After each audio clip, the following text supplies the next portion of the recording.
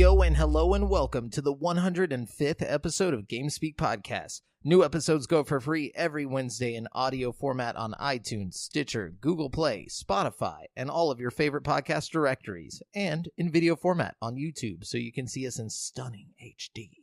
This show is two childhood BFFs bringing you all things video games. You can find us online at createforsanity.com, where you can listen to episodes, subscribe for behind-the-scenes news, read rad articles, and buy sick t-shirts from our shop. Also, be sure to join the community in the Facebook group at facebook.com/groups/GameSpeak to hang and talk games with other nerds like us. I'm one of your hosts, Jamel Al-Jafra, alongside Brent Largemouth Bass. Is that what they're called? They're called largemouth or big mouth? There's largemouth bass and there's smallmouth bass. And then there's like white bass. There's a lot of different kinds of bass. But you said large, though, not big, right? No, yeah, it's largemouth. Yeah. Oh, sweet. Okay. Yeah, I no, was you're so correct. afraid I was going to piss off all of the... I don't think anybody would be mad. I think they'd all know what you're talking about, you know? Oh, I'd be pissed. Big old dude. Mouth bass. Big, large mouth bass. Nah. Yeah. I'm surprised I never used that one before. Yeah. I mean, it's right in front of you. It is. It's like the true calling.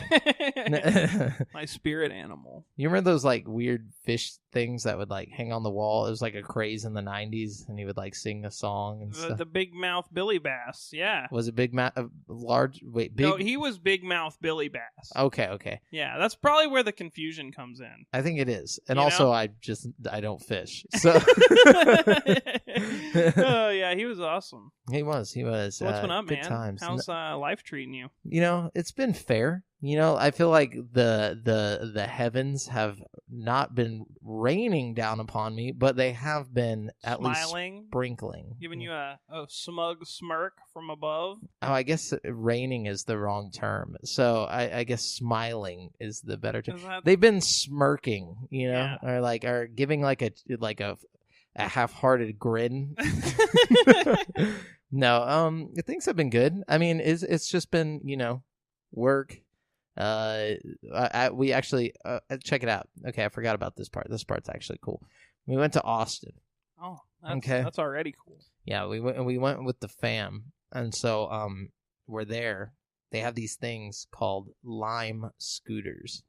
Now it's like you know how at the Woodlands Mall they have like those Dockless Bikes, where like you can just like go up with like an app and, you know, take the bike and ride it around and leave it wherever. I don't know about that, but I've heard about similar type of thing in like Austin. I think this is what you're about to tell me about is what I've heard about. I haven't heard about the Woodlands thing. So like imagine like a Razor scooter, okay, but it's like a little bit thicker. Okay. Like with two C's. Okay. And so like you go up to it, you have the Lime app, and you just scan the scooter. Like they're just laying all over Austin. Right. And you just hop on it, and then you ride it wherever you want, and then you leave it.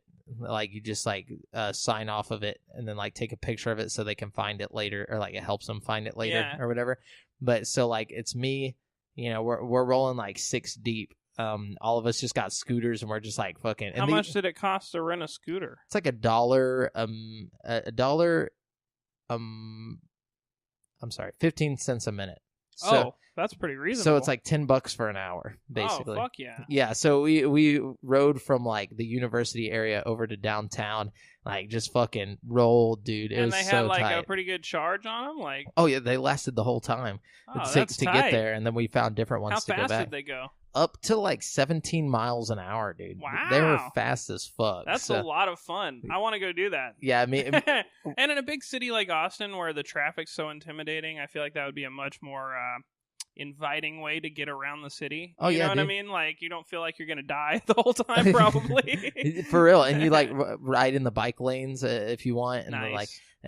While the rest of the fam was in Urban Outfitters for whatever reason, me and AJ and Cannon and AJ's girlfriend, Cannon, we went to the top of this like 7-level parking garage with the scooters and just fucking dive bomb the fucking thing. Oh, like, fuck dude, yeah, it was dude. So intense. It was sounds like a lot of fun. We were like fucking skirting around the corners, just like screaming the Halo song from like with like the echo It's so intense. Dude, next time you guys go ride around the parking garage, you gotta let me know. That sounds like fun. You haven't lived till you dive bomb a 7-level parking garage that's like completely empty on a fucking lime scooter. Dude, they're building a big ass new parking garage in Huntsville. I have a feeling there's gonna be some bombing going down and going over there. Well, I feel like bomb is a bad term. Yeah, it's a bad term. It really is. We gotta think of something else here. Dive bombing. We're going back to... No, that's not any better. That's the only word. Anyways, yeah, so what about you? What's been up? I've been watching a lot of good TV movies and stuff, you know what I mean? Playing games. They have those? Yeah. What are these TV movies? Well, no, like TV and movies respectively. Like. Oh, okay, what you watching? Okay, have you seen on Netflix the Love, Death, and Robots? Have you seen this? No. Okay. It's fantastic. It's weird as fuck. It's like kind of like Black Mirror. Okay. But everything's animated. It's a little less deep and thoughtful than Black Mirror. Is it like anime? Or is it like... Some of it. Oh, okay. It's weird because it's like every story is animated a little differently. I would say like maybe the majority of the 18 stories are like really high definition like CG animation to where you almost can't tell it's like animated at all. It looks real, you know. So it's like the Final Fantasy but way within. Way better. I mean, we're obviously this is like next level compared to that. You know what I mean? But then you also have these animations. Like I said, like 2 or 3 of them are like anime. Some are like really good animation, but they're like cell shaded. Some are kind of reminds me of the Animatrix. Yeah, exactly. It's like a different. It's a lot story, like the animation. Animatrix. It's like Animatrix mixed with Black Mirror. Okay, it's really good. There's like I said, there's 18 episodes. None of them are longer than 17 minutes, and the shortest one is like 6 minutes or something like that, or maybe even shorter than that. Yeah, no, it's 6 minutes. So like they're all real short, little bite-sized, like fun. You could probably watch the whole thing in one sitting if you really wanted to, you know. And it's just like art. It's like art, kind of. Okay, it's all different genres, too. That's why it's so hard to describe it. Like, some are just, like, bluntly, like, hilarious. Like, some are scary. Some are, like, thrillers. Some are, like... a lot of them are, like, action movies. That's another thing. Like, the majority of them are, like, really good CG, and the majority of them are, like, action plots. But they all have these, like... There's, like, weird little... I don't know. Like, it's so varied, but it's also really good. I recommend it highly if you're into that kind of thing. And this is on Netflix? Yeah, especially if you can appreciate... That's why it's relevant to, like, gamer culture, because, like, a lot of the animation is so good, you can kind of see it being, like, implemented as, like, a cutscene in a video game or something. You know what I mean? Nice. I don't know. Really interesting. A lot of big-name actors doing some of the mocapping for it. You know what I mean? I think Andy they had... Serkis. They had the chick from Orange is the New Black who played Poussey. They had... I don't know who that is, but I'll just keep this image in my mind. They had Topher Grace in one of the episodes. Oh, sweet. Yeah. It's a good show. I also watched 2 movies last night. I was just feeling movie-y. Have you seen Nightbreed? Clive Barker's Nightbreed? Clive Barker? Who's Clive Barker? He did Dracula 2000 or something, I think. Yeah. But this movie is really weird. Isn't like 1990 is when they made the movie. So it's like old school kind of, you know? Wait, so they made the movie in 1990 and then they just released it? No, hell no. Okay. No, I was like, it's an old movie. Do you know how fucking cool that would be? That would be sick. If somebody like made a movie in 1990 and just released it? No, it wouldn't hold up if it came out today. But But you know, watching it with like the frame of mind, I try to keep like kind of an open mind when I watch older movies, because it's like obviously they're not going to have as good of effects and shit, you know. But, like, it was a good movie. It was weird as fuck. I'll tell you what it's about just because it's so old. Most people probably, if you haven't seen it, you know. Spoiler alert. But, like, it's about this guy who's, like, kind of crazy. Not crazy, but he's, like, always going to his therapist, and he's got, like, a lot of problems. But he's, like, functional. Like, he does his day-to-day life. He's got a girlfriend and shit. And, like, he stops going to his therapist, and then one day his therapist calls him out of the blue, and he's like, I gotta talk to you. You gotta come in. So he goes to the therapist, and the therapist convinces him that he's like this serial killer, and he like starts having these doubts, and this therapist gives him these pills, and he's like, you gotta take these pills so you won't have your urges to kill people. And he's like, okay, whatever. So he starts taking these pills, and the pills are like hallucinogens, and like he starts tripping balls basically, and like the whole time he thinks he can see this like basically like the afterworld or whatever, like called Midian, and there's all these demons and whatever, and like the hallucinogens start like intensifying his like dreams about Midian or whatever, and then like it sounds like what happened to George Lucas with the prequels. It's like midi-chlorians. Well, anyways, so like he goes and like basically the dude frames him, the cops kill him, he comes back as like one of these demons from Midian, and he like tries to kill the killer. So like the whole movie is like these demons stalking the like kind of side with the demons, and then you like by the end of the movie you're like rooting for the demons to beat the serial killer guy. I don't know, it's a really weird movie, and I think if you were to like redo the movie with like modern like graphics and CG and stuff, it could be like one of the better, like it would be really, really dope as a remake. It was a weird movie though. Sounds good. And I watched a movie last night called Free Solo. Oh, I know all about this. Have you seen it? AJ won't be quiet about this. Good movie, man. Really, really good. Really interesting.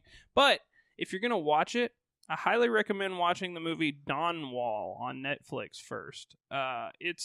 It's relevant because like the movie Dawn Wall is about this guy who like plots a course up a different side of the mountain that the same dude climbed. El Capitan or whatever. The Dawn Wall is about this guy who like tries to climb this previously people thought it was like impossible to climb route, you know, and so he made his own route up the thing, and he took like 30 days or something, and he like climbed the wall. He had like safety gear and shit, obviously, but like, you know, he climbs this almost impossible wall. But like, if you watch Free Solo, the main character from Dawn Wall is one of the dudes that's like helping him throughout the entire movie. So it's like a little bit of a backstory. I don't know. It kind of makes it like a prequel.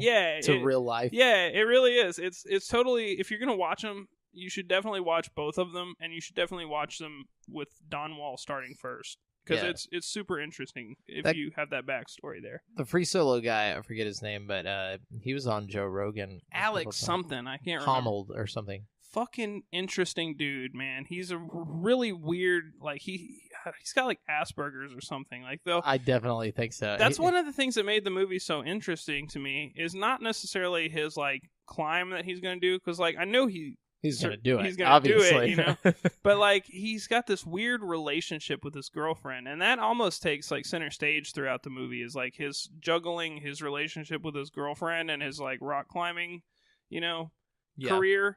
And like I don't know, for like the whole first half of the movie, like she's all like, oh, I don't even know if he cares about me and blah blah blah, and I say I love him all the time and he won't say I love you, and then at the end of the movie, like you hear him on the phone and he's like, all right, I love you, and they're like, oh, he finally said he loves her. It's like, dude, he just climbed a fucking mountain. Free Solo. That was a good movie though, man. I don't know, it was really interesting. It had a lot of really interesting stuff going on. And it's inspiring. It was one of those movies that you like watch and you're like, fuck yeah. I'm gonna free solo a fucking mountain. It's just like, it's the whole idea of like chasing your passion, you know, no matter what. Even if you have someone who loves you and that you love, like, you still have to prioritize your you. You know, what it is that you do. It's a really inspiring. It's a good movie. I definitely recommend it if anybody listening at home hasn't watched it. But like I said, watch Dawn Wall first, because it really will make it that much better. And it's a good movie in its own right. For sure. But yeah, that's what I've been doing. Sure. Just watching lots of flicks. Sweet. So let's jump on over into the video game news. Just so you guys know, we're using articles from gaming news sites from around the interwebs, and we don't claim any of the news as our own. We're just giving commentary on it and bringing it to you in one place. Wow. A lot of news, guys. Yeah, today. A lot of news. I guess we could jump in. Should we save the... Let's save the best for last. Okay, so let's jump into Bethesda has announced it will once again host an E3 presentation, eschewing the recent trend from publishers like Sony and Electronic Arts to step back from the industry event.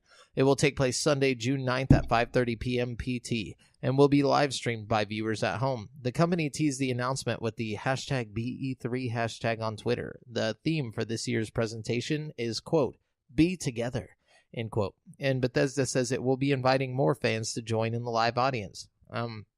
So it says the only game formally announced to make an appearance is Doom Eternal, though the teaser image shows silhouettes of lots of characters from across Bethesda's franchises. So I imagine there's going to be lots of Bethesda stuff going on. Yeah, that's good, man. I'm excited that they're going to be there. I was, honestly, if any of them were going to drop out, I expected Bethesda to not show up this year, just because like the bad reception from Fallout 76 and the fact that they've already confirmed that Elder Scrolls 6 and Starfield probably won't be coming anytime soon. You know what I mean? So they still have to show off Blade. We haven't heard anything about Blade. They've got a Blade game? No, like Elder Scrolls Blade. Oh, yeah. We need to see Blades. We definitely need to see Wolfenstein, Doom. Yeah, there's a lot of stuff they could show off for sure. I'm happy they're going to be there. Fallout 76. Yeah. Maybe like, hey guys, we're going to fix it. Dude, I got to say I'm very disappointed with the Wild Appalachia. I don't know if I've already discussed this on the show. You discussed before you had played it. You discussed that it was going to be 2 missions or so. Yeah, I played it, and first of all, I had a hard time even finding the fucking mission that I'm supposed to, find. I was just underwhelmed. You know what I mean? I really hope that future updates are a lot more impactful, because as it stands, it didn't really do much at all to the game. I know that there's some kind of new monster roaming around, but I wasn't enticed enough to keep playing to like have the random encounter happen. You know what I mean? So I feel that. I hope for the best. Like as it stands, it's still pretty much a solid like 7.5 for me or something. You know what I mean? It's not like the greatest game ever. I've pretty much seen all there is to see in it. You know what I mean? I mean, it's good. Yeah. Like I said, I feel like it does get a lot of undeserved hate. It's not a terrible game, but it's not no Bethesda it's not up to standard. Par. It's better than Elder Scrolls Online. It's not as good as a normal Fallout game. I've heard, but I've heard Elder Scrolls Online has picked up a lot though over the they've years. done well. That's the thing; they've dropped big expansions for Elder Scrolls Online. I only played Elder Scrolls Online when it first dropped, and I didn't like it at all. Nobody liked it at first. That's the thing. Is like now it's supposedly really good. Well, hopefully we get that with Fallout. Maybe. And again, I was different studios though. I was expecting for the Wild Appalachia expansion to like really make a difference, and I don't feel like it did. So I'm hoping that we get more in the future, but as it stands, I'm not too impressed with the most recent DLC they put out. But I am excited to see them at E3, and I can't wait to see what they have. Agreed. Let's see. Apex Legends developer Respawn promised that the game's first Battle Pass would launch in March, and now we know exactly when. The developer has announced that its Season 1 Battle Pass will hit on Tuesday, so today. Yeah. By the time you hear this, it's been you've out been a playing day. it. Yeah. Alongside new character Octane. And loads of new cosmetics and rewards to unlock. Which Octane's not part of the Battle Pass. No, which is kind of bullshit, but that's okay. I guess that makes sense. But at the same time, we're getting into like pay-to-win territory with like with Mirage and everything. But it's okay. I get it. It's cool. But you can unlock them. It might take longer. It will take a long time. But Mirage and Octane probably won't be the end-all be-all. Though Octane Mirage is good, dude. I really want Mirage. Like, I honestly, I'm like... How have you not gotten enough? I'm just lazy. I haven't been playing. I've been playing all kinds of other shit. Oh, dude. okay. I'm so ADD with my games nowadays. It's like, unless the game like really takes me by the fucking ball sack and like drags me through the mud, like I just give up on it. It's an intense game there. I've had a few of them recently, man. Honestly, but the Battle Pass will cost you 950 Apex coins, roughly $10, which is about the same as Fortnite's Battle Pass. Mm-hmm. And it's going to have about the same amount of shit as Fortnite's Battle Pass, which is also going to have, like, including... I'm sorry, I can't even talk. It's going to have the ability to earn Apex coins like Fortnite's Battle Pass. It gives you the ability to... So you could, theoretically, if you get the Battle Pass and level it all the way up, you could buy yourself another Battle Pass, assuming you don't spend all your coins. You know what I mean? Indeed. So that's cool, and yeah, I know Octane has like his ultimate attack is like basically everyone jumps really high or some bullshit or launches. Oh, that's cool. Hey, I think he puts a jump pad down for everybody to jump on. Yeah, okay, cool. I have to try it out, you know. Well, Activision is bringing a new Call of Duty game to mobile devices. And I saw that. Now what appears to be the first trailer for the title has come online. The game, which appears to be simply titled Call of Duty Mobile, is a free-to-play game that promises, quote, heart-pounding, adrenaline-fueled action of Call of Duty with you wherever you go, end quote. The game features multiple game modes across a number of different maps, including popular ones like Nuketown and Crash. According to Activision, the game is optimized for mobile, but it's not exactly clear what that means in practice. At the end of the video, it appears Activision is teasing a Battle Royale mode, but it's not confirmed at this stage. Call of Duty Mobile also includes weapons and characters from previous Call of Duty games, including Black Ops and Modern Warfare. However, it's described as a standalone game that is not directly connected to any previous entry. Activision is making Call of Duty Mobile with high-end phones in mind, but the studio is also working to allow it to be broadly accessible for as many other devices as well. Mobile is coming to Android and iOS, and you can pre-register now. Signing up gets you access to the opportunity to earn in-game rewards and learn about upcoming beta tests, which are set to begin later this year. Well, I expect a high-quality product from them. I mean, you look back at, like, the Zombies apps they put out, which were basically, like, a complete, straight up, like, everything you would get in the normal. So, I mean, and that was, 10 years ago? Yeah, that's crazy. I mean, you think about it, like, they can do it. Yeah, I was playing that shit on my iPod Touch. But even back then, they had the ability to, like, scale the graphics according to your phone's power. So, I mean, I'm sure they'll have a similar thing. But this isn't, that also isn't the only foray they've had into, like, mobile Call of Duty. Like, correct me if I'm wrong, but I think Activision partnered with Tencent to do, like, a mobile Chinese version of... Do you remember that? Yeah, I think that's what this is. It's the same just coming game? To America. Oh, okay, cool. I think. Cool. I'm pretty sure. I'm okay with that, Yeah, and we'll be getting, like, a Battle Royale mode in it and stuff like that more than likely. So Sweet. I'm okay with that. Anyways, let's see. We got Hello Games has announced its next big expansion for No Man's Sky.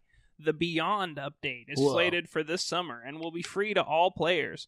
It was accompanied by a brief trailer showing a hangar, the title, and not much more. A blog post introducing the update says that Hello Games had planned the 3 large features and ultimately decided to roll them all into one expansion. Though 2 of those are remaining under wraps for the time being. The first component the team is outlining is called No Man's Sky Online. The newly revised online component will allow players to meet up and play together more easily, but the studio cautions that it doesn't consider this a shift to an MMO. It will remain free to play for all players. It will remain free for all players. It won't contain microtransactions and won't require a subscription aside from Xbox Live Gold or PS Plus on consoles. How they making money though? Well, it's not like a free game. It's just the update is free. Okay. You know what I mean? Yeah. As for the other pieces of Beyond, Hello says it will talk more about each component when we know we can be precise. Last year, No Man's Sky had a large-scale update called Next that served as a major overhaul, and it earned a spot among GameSpot's best expansion of 2018. Since then, it's gotten a steady stream of content updates like The Abyss, which added more underwater exploration and visions with a host of new biomes, flora, and fauna. Beyond appears to be scaled similarly to Next. Nice. Yeah, so there you go. It's exciting for No Man's Sky. I know they've really come a long way with that game. Yeah, they've learned to keep their mouths shut until they put something out. So according to The Hollywood Reporter, the Showtime's Halo TV show project has added a co-showrunner, Steve Kane. I guess this shit's never gonna happen. Yeah, from The Last Ship, will reportedly work with Kyle Killen from Awake to bring the show to life. While Killen is believed to be spearheading writing and producing the series in the United States, it's believed Kane will spend a fair amount of the production on set in Budapest, where Halo will film. Cool.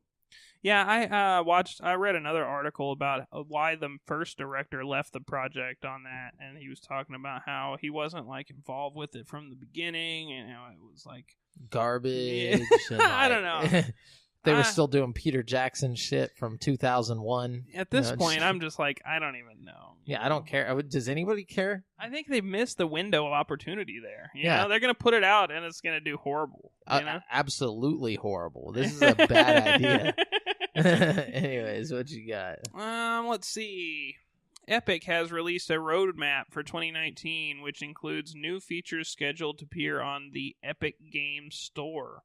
The full roadmap can be viewed on Trello, but Epic has issued the disclaimer that new features listed and times they're scheduled for are subject to change. Exact timetables are not provided for each figure, with each one falling into a category from 1 to 3 months, 4 to 6 months, or long-term, more than 6 months.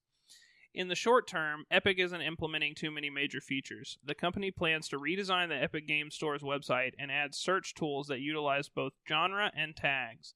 The Epic Games Store will also start hosting video, provide an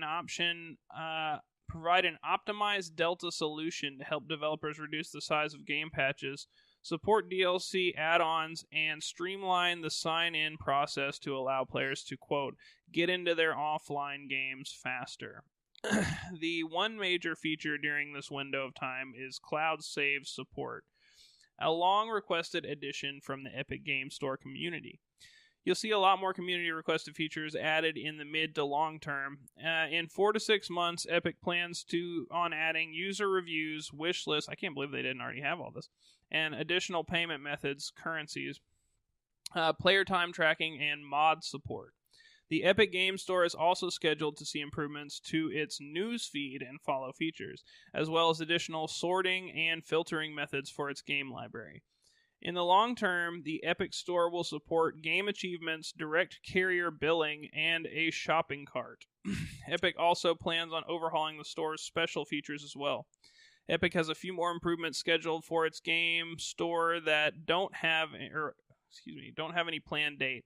These include more generalized PC game store features such as automated refunds and gifting, and specific ones like an Arabic translation for the store and support for games that released in Korea. Epic also plans to have the Epic Game Store be accessible on Android devices. Cool. Which is pretty cool. A lot of that I'm kind of surprised they don't already have, and it kind of makes this whole controversy about everything not coming to Steam make a lot more sense. Like, if you don't have achievements and, you know, reviews and stuff like that, it does kind of take a little bit of the wind out of the sails of some of this stuff. You know what I mean? Yeah, there's no shopping cart. How am I going to shop? Yeah. Well, I mean, how are you going to buy more than one thing without avoiding paying taxes on it over and over again? You know what I mean? Like, so I'm saying, give me the cart. Anyway, so the first teaser for System Shock 3 has arrived. Developer Warren Spector revealed the trailer during Unity's GDC conference, Game Developers Conference keynote in San Francisco. Spector produced the original System Shock game back in the 90s when he was working for Looking Glass Technologies. He joined Otherside back in 2016. Quote, working on System Shock was one of the most fulfilling things I've done in my career, and it's hard to describe how much I'm looking forward to sharing with players what Shodan has been up to since the last game was released, Spector said. But System Shock 2 dropped in 1999, so we're finally getting a sequel to that game. So is this System Shock 3? Yes. Oh, man. Yeah, that's 20 years. Damn, dude. 20 years. I bet it's going to be dope. So the original two were kind of like BioShock, right? They were like the inspiration for BioShock, right? Like, yeah, I think Kevin Levine worked on them, right? I think so. Maybe. I could be wrong. Something like that. There's definitely some connection there. But yeah, so like And also those people that brought Turok to the Switch and to Xbox and stuff, they're bringing the original System Shocks to Switch and everything. I don't know about Switch, but they're bringing them to the other consoles. I would love to play the first two. I've heard that the Turok is getting pretty good reviews for its remake on Switch. Oh, it should, man. It's Turok, bro. Yeah, but I mean, like, sometimes the controls can come off a little wonky on those kind of things, you know? Makes sense. Let's see. Nintendo is broadcasting another direct-style presentation this week. Woo. This one focuses on indie games. Oh. The annual Spring Indies Showcase airs on Wednesday, March 20th, and it'll offer a glimpse at a number of indie titles on the way to Switch in the near future. So by the time you're listening to this, it'll be happening that day. Probably either be happening or have already happened. And, like, I'm excited, honestly. Because for any other console, I'd be like, okay, whatever. But for Switch, like, fucking indie games are awesome. Especially the ones that they're going to showcase. They're going to be, heavy hitter indies. So I will say I have been picking up a few indie games on Switch, especially with like the, you know how like when you buy a game, you get little gold coins or whatever. Yep. I stack up those gold coins and then I just like go get a little indie game with it. I'm surprised you haven't played Dead Cells yet, man. You're wasting your life. Dead Cells is really probably the best indie game you can get on Switch right now. There's some news about Dead Cells in here somewhere, but I'll find it eventually. Is it your turn? Yeah, so this doesn't have anything to do with video games, but I think it's very important. The classic Nickelodeon sitcom Drake and Josh is one of the network's most beloved programs, so fans have been understandably excited about rumors of a reboot. Now, Drake Bell himself has come forward to discuss what might be coming up next. Bell told E! That he and co-star Josh Peck have been talking, and Peck has come up with, quote, some cool ideas, end quote, for what to do with a new version of Drake and Josh. Bell added that neither he nor Peck want to do a reboot or a college years type version of the show. He said it has to be something cool. It has to be something creative. I think we've come up with something that's a little bit more creative and a little more exciting. That's all Bell had to say on the matter, which is to be expected given that the new show, if it is even a show, hasn't been announced yet. But interesting. Yeah, what could they do? Are they going to go to space? So definitely going to be something more adult, I bet. You know, they're both like at a different point in their life and career, and I feel like it would.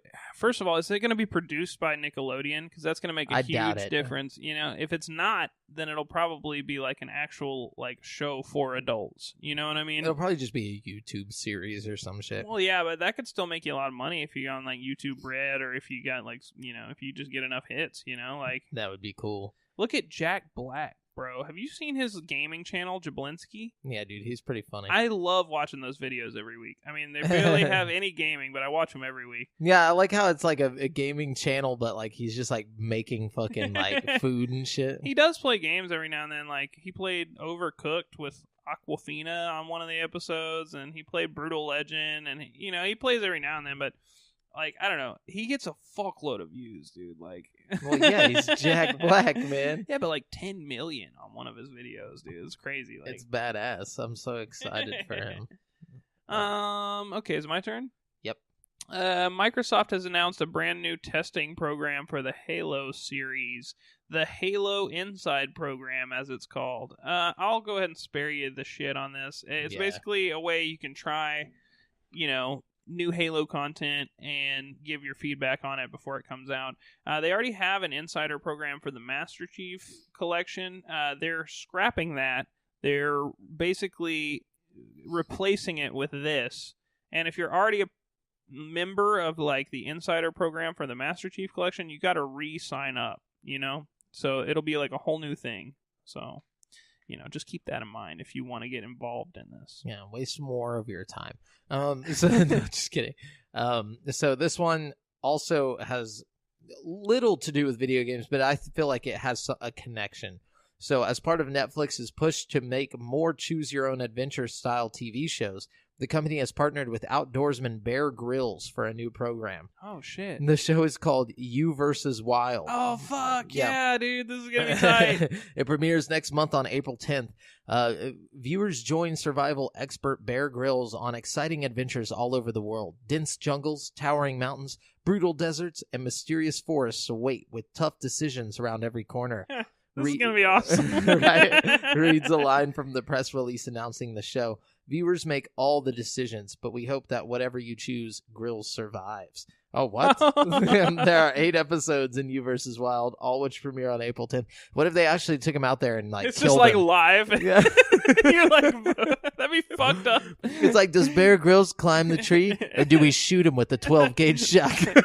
Bear Grylls has found an unusual stash of food. Does he eat the food or just leave it there? It's just like, leave it there. Does he He's starve like starving to death? That'd be fucked up, dude. He has the choice between drinking his own piss or drinking this fresh water. There's only 2 options, and like both options are drink your own piss. Just these. Yeah, I think looks like you guys want me to drink my own piss. it would be more intense if it was like live, you know, like if they did it like wild. What's it called, like Black Mirror. You just couldn't do that though. Like, does he grab the snake? Like, it's kind of like Twitch plays, you know, like whenever like everyone's trying to Twitch survives in the wild. Oh god, go left, Bear. He's like, but there's fucking cheetahs over there. Go left, Bear. Oh jeez. Anyways, what you got? Okay, so Nintendo is giving Switch owners a chance to try out one of the console's best games free for a limited time.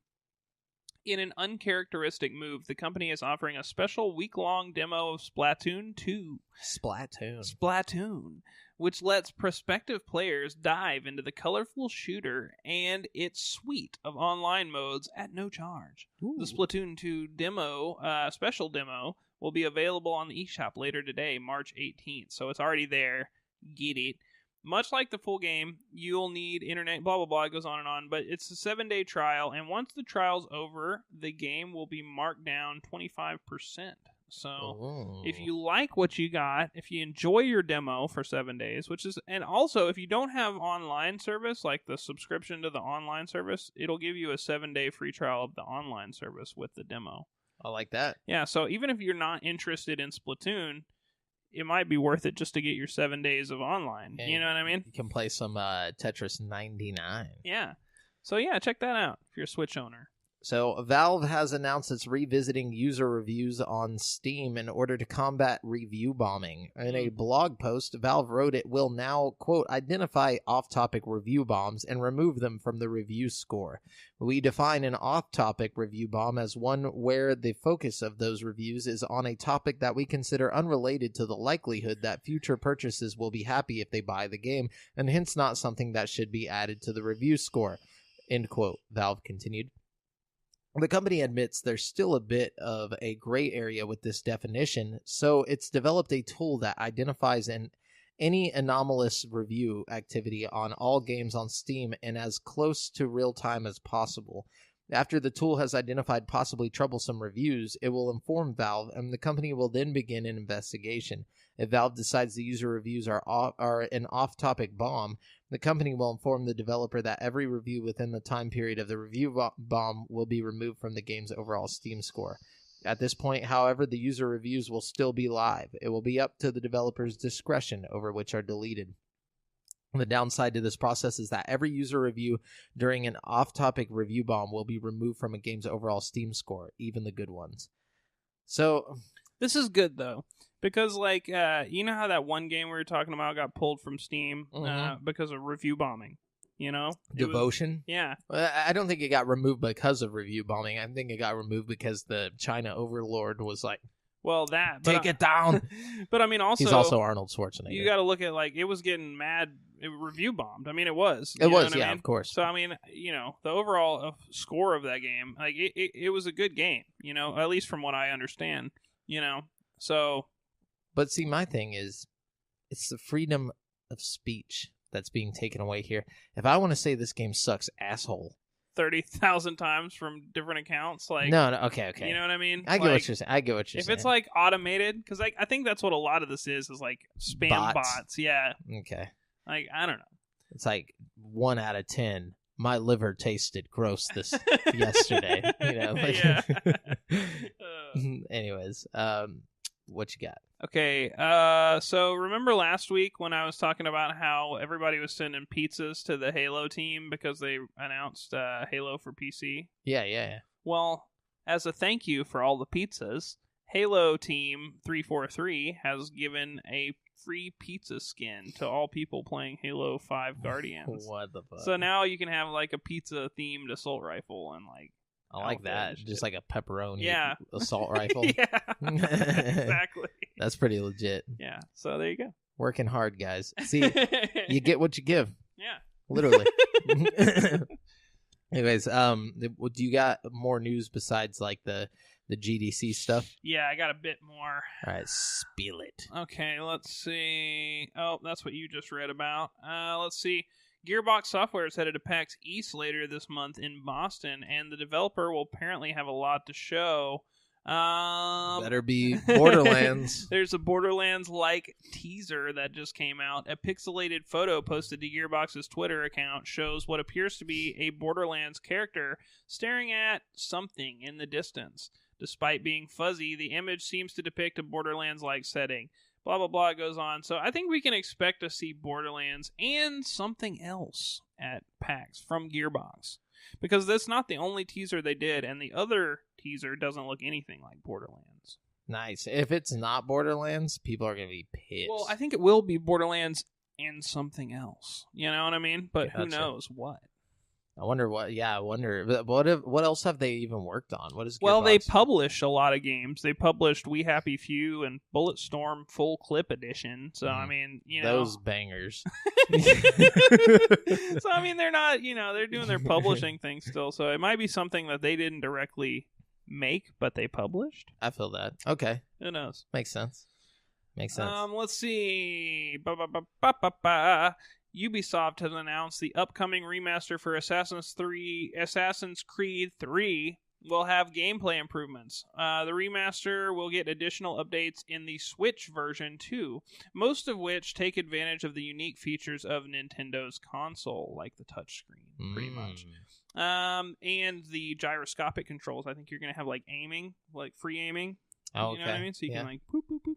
Also, that's a thing that wasn't even in the original Assassin's Creed 3 is the ability to like aim your gun and like it was like targeted aiming. So they've added that. I think there's going to be like graphical improvements, all kinds of good stuff they're adding on there. And there's going to be additional weapons, all kinds of good stuff. So might be worth a play. Yeah, might be, especially if you're on the Switch and you just love assassinating folks. You know what I mean? Yeah, for sure. I really think this is it's a lot more appealing to me on the Switch, frankly, than it is on any other console. Like I don't care on Xbox or PlayStation, but that might be a go for me on Switch, you know? Yeah. No, I agree. Let's see. Rebellion announced not 1 or 2, but 4 Sniper Elite projects today across a variety of platforms, including virtual reality. Oh, that's kind of cool. Yeah, and from what I understand, the one on VR, I'll just spare you the shit. One of them's like a new Sniper Elite game. The other 2 are remakes of like Sniper Elite 2 and 3. And then we've got Sniper Elite VR coming. So it's like Silent Scope, but exactly. for today. And from what I understand, you're going to be able to use your like aim controller gun. You know what I mean? Oh, nice. Can you imagine? That's going to be so sick, just like up in a sniper perch. Like, sniping games are just perfect for VR. It really is, you know? Like, you don't have to move around much, you know?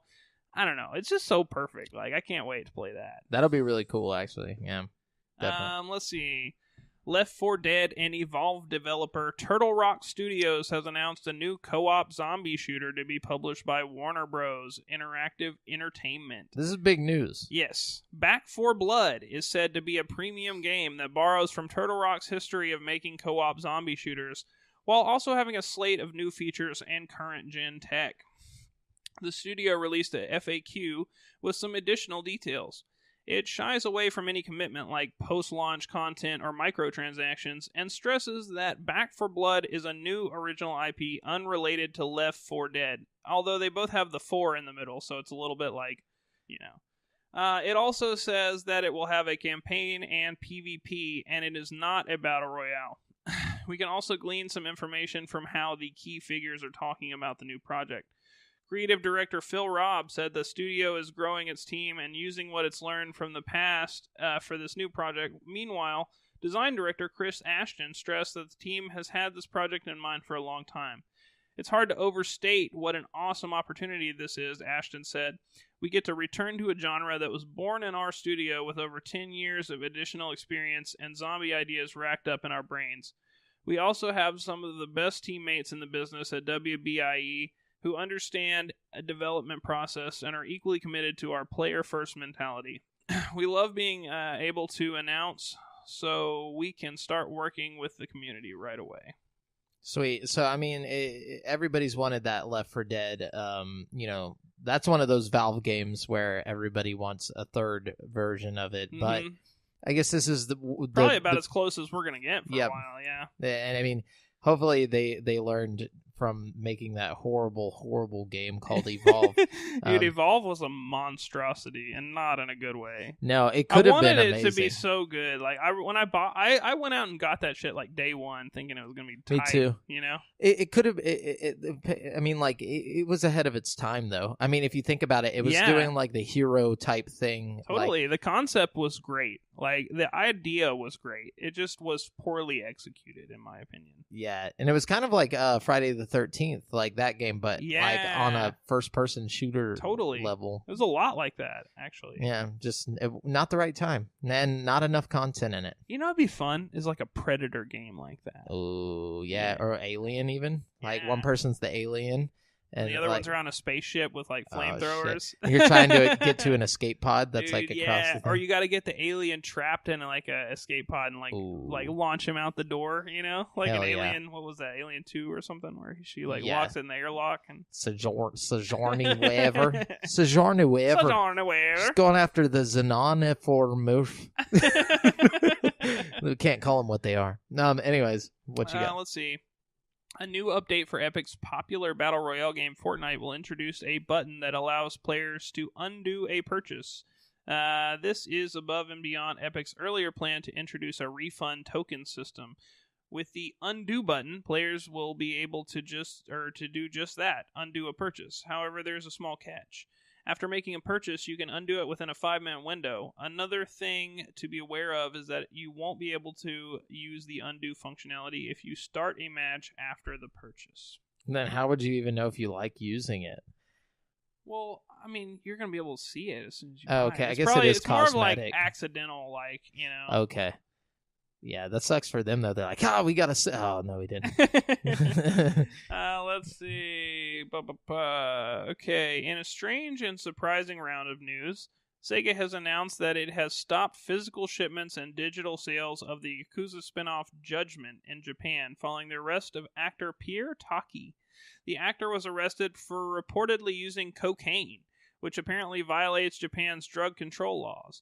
An official news release from Sega, translated by Gimatsu, states that Sega has received the arrest reports and are currently confirming the facts. But for the time being, we will voluntarily refrain from shipments and digital sales of Judgment, as well as from things like posting on the product's homepage. We apologize for any inconvenience this may have caused for customers, as well as the parties involved. Judgment, which is called Judge Eyes in Japan, launched in Japan back in December. The game is scheduled to arrive in America and Europe this June on PS4, but there's no word yet if that is still the plan, given the controversy surrounding Taki. Taki plays Keohei Haruya in Judgment. Sorry, I messed that up. He is voiced by Fred Tatasciore, Soldier 76 in Overwatch, and Azure in Destiny in the English version of the game. But so we're gonna stop selling this game because a single person who had something to do with this game got caught with cocaine? Yeah, that's what I'm wondering. It's like, why does everybody else have to stop making money because this one guy did some cocaine? It's like some Japanese... That is some serious Japanese shit. That would never, ever happen. Yeah, here they'd be like, okay. Dude, that guy, like, for real, though, like, I don't know. That would never happen here. Like, I wouldn't even give a shit, dude. They'd be like, oh, well, Japan, you did some cocaine. Japan doesn't sound very fun now. Dude, no, you get caught with cocaine, they just cut off all ties. They're not playing around over there, dude. No. Apparently, you can get like several years just for having like weed. like in Japan. It's serious, dude. They want you to be serious about shit. They don't want any kind of drugs. That's why everybody's committing suicide down there. Yeah, they need more cocaine. No, but oh, here we go. Here's the Dead Cells one I've been wanting to talk about for you. Okay, let's hear it. Dead Cells has been receiving a steady stream of updates, adding features like custom runs and overhauling major systems based on player feedback. Developer Motion Twin has now announced its first free large-scale expansion. Rise of the Giants will arrive on PC on March 28th. Console release dates haven't been announced yet. The major addition is an entirely new area to explore. To access the new area, you'll have to have bested the Tough as Nails action game at least once. That will grant you access to the cavern, a new area with new troops and enemies, lava pools, and a new boss. The DLC adds a lot more besides the new area, though. It will include a new skinning system with 50 outfits, giving you more loot to collect from blueprints dropped by enemies and bosses. It also adds 3 new skills, including a flying pet, a scroll that reveals a current map. It also brings 10 more weapons, like the Giant Killer, Boy Axe, and Thunder Shield. The prisoners' quarters will include a new specialist shop where you can buy hunter's grenades, along with skins and a new map. Finally, it will add a hidden level with a completely new ending for those who can defeat the hidden boss.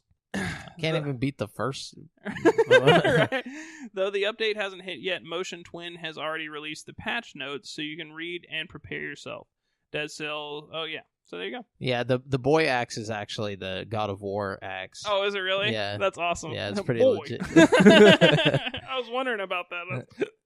Yeah, it's pretty legit. Let's see. The creator of the popular Battle Royale game PlayerUnknown's Battleground has announced that he is stepping away from day-to-day operations and will instead be focused on special projects and a new office under the PUBG core banner. Lead designer Brendan Green made the announcement in a letter on Twitter. While I'll remain as a consulting creative director on PUBG, development will be led by Taosok Jang and the fantastic team I have had the honor of working with over the past 3 years, he said. They have some great things planned for this year, and I can't wait to share more with you. Going forward, I'll be based in Amsterdam rather than Seoul, and focused on building out an entirely new division to focus on research and game development. He goes on and on, but, you get the gist. He's stepping away, doing new things, which is what I honestly think he should have done about a year or two ago. But what can you do? He's like the new Cliffy B. Definitely. Hopefully something. Well, he's only had one shot, and he's already fucked it up. So. Right. Let's see. One of the biggest games on Earth, Minecraft, is coming to Xbox Game Pass Library on April 4th. That's big news in its own right, as it expands the already massive sandbox games reach further still. It also becomes the latest family-friendly title in the catalog. Nice. Let's see. This is interesting, but I won't read the whole thing. Basically, Fortnite is doing an update where instead of the Switch being paired with PS4 and Xbox, like at jump, because right now, if you go into your Switch and play, it's going to put you in a lobby with like people on Switch, PC, Xbox. Play. So now, if you go into Switch and play Fortnite, it's going to put you in a lobby with only people on their phones.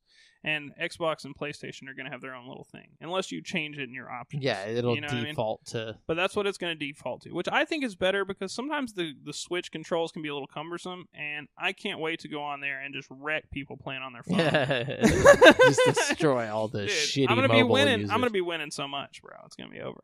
Hell yeah. Let's see. Okay, and that's all I got except for the big one, I think.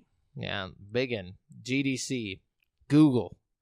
Let's talk about it. Let's talk about it. So we don't really need to read about it other than like Google announced its foray into the gaming community with their streaming game service named Google Stadia. And it's designed to run on everything what we're everywhere. Really looking at here is essentially the first new console of the next generation. I mean, this is what more or less, Oh, Dude, did you watch the conference at all? Like, after no, I read all you? about it though. Okay, so check this out. The guy comes out, he's like talking about it, and they bring up someone on stage to kind of show it off how it works. They just have like a laptop that's not built to run games at all, and like it streams like, I'm talking beautiful, just like nothing, no stuttering, no nothing. This is all like after they did that Project Stream like back in October or something like that. Well, that's because it's not about your laptop; it's about your internet connection. Exactly. But think about this. Okay, so they were talking about, they were like, you'll be able to go to, say, and they were, talking with Ubisoft. They're obviously they're partnered with them for the Assassin's Creed thing. They're like, you can go to the Ubisoft, the official Ubisoft YouTube channel, and they'll show a trailer for their new game, and right below it there will be a link that says play now. You click play now and it instantly pops up and you're in the game. Yeah. I'm like, fuck. Like, this is the future, dude. And they showed off their controller too. They have like a controller looks sick. It kind of looks like a cross between the Xbox and the PlayStation controllers. Like, it's got the sticks in the same spot as the PlayStation controller, but otherwise kind of has an Xboxy vibe to it. It kind of almost looked like a Pro controller to me. Yeah, I like it. I don't know. Yeah, I'm not a big. But the thing is you don't have to have it. You can use like your Xbox controller or your PlayStation controller. Well, apparently this thing, despite the fact that it's all streaming and stuff, like, it's gonna have 10.7 like gigaflops of processing power, which is more than Xbox and PlayStation 4 put together combined. Well, and that was the thing that he kept on hitting on, was that he's like, with a console the developers are limited. He's like, you can take a game and make it as beautiful as like hardcore graphics that you could ever want. And they were talking about 8K games and stuff in the next dude. couple years with this technology. And they're like, giant games. You could put like Red Dead times 2 on this thing, and it wouldn't matter because it's all running off of their servers, stuff like that. Dude, this is crazy. This is the future, and this is just a peek into what we're gonna get. Like, we already know for a fact that Xbox is working on something like this. We know that PlayStation is capable of doing something like this because of their PlayStation Now service, which is essentially this already, just only on PlayStation. Yeah, you know what I mean, and not as like sound as this. I don't know. It's pretty good, dude. Like, people sleeping on PlayStation Now. No. I'm not talking about. I'm talking about the internet connection. But that's the thing. If you have a good internet connection, this you don't have to have a good internet connection for this. That's what they were saying. No, they literally in the conference. He was saying like you could have like the lowest level of internet connection and it will still work just as well as the next person. We'll have to see about that. They did it like live. They were like just showing it off. How do we know that they're using a shitty internet connection live? Well, how do we know that for a fact? That's basically what he's like. It could be below 20 megs and you'd still be able to download or not download it. There's no downloads. There's no updates. There's nothing. And he said it's like within 5 seconds. So you click it, it's on. Yeah. It doesn't matter where you're at. So well, again, PlayStation's already doing that. Yeah. Like, you know what I mean? But not at 20 megs below. Yeah. Yeah. My for shit, the older games, my shit's running at 17.5 megs right now, and I'm still playing successfully. I played Steep the other day with it. You know what I mean? No latency. I mean, a little bit, but again, I'm 17 megs, and it drops every now and then. You know what I mean? Like, it's shitty internet at my parents' house. You know what I mean? Exactly. But if you had over 20, if you had like running at like 30 even, you could play anything. You know what I mean? Like, but see, that's the difference though.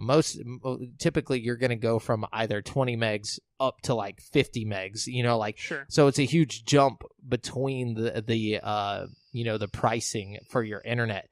So like and that was one thing he kept hitting on, was like, he's like, we want everyone, no matter who you are, to be able to access games at any time. One thing that's cool about it is like the ability to switch between your phone and your tablet and your TV. Yep. That's pretty sweet. So insane. And your computer. You can't forget about that. If you're a PC guy already, you're already set up. You know what I mean? Yeah. And I mean, and it doesn't matter. I think this is going to change the industry in a way that is just imperceivable at the moment. Like right now we see it as like, oh, this is big, but we don't understand what this means. But I think we do. I think deep down we all understand what this means. Like, we're moving in the direction of Netflix. I mean, just like when Netflix started their subscription service at the beginning and they were sending out discs and it slowly got overtaken by we're in that stage right now. We're at that point where discs are slowly dying out. Yeah. You know what I mean? Not even slowly. Like it's quick. It's not just discs. Consoles, hardware. It's going to be... Well, I mean, again, like, we're going to have Xbox and PlayStation are still going to put their shit out, and it's going to be just as good as this or better. No. You know what I mean? No way. Absolutely not.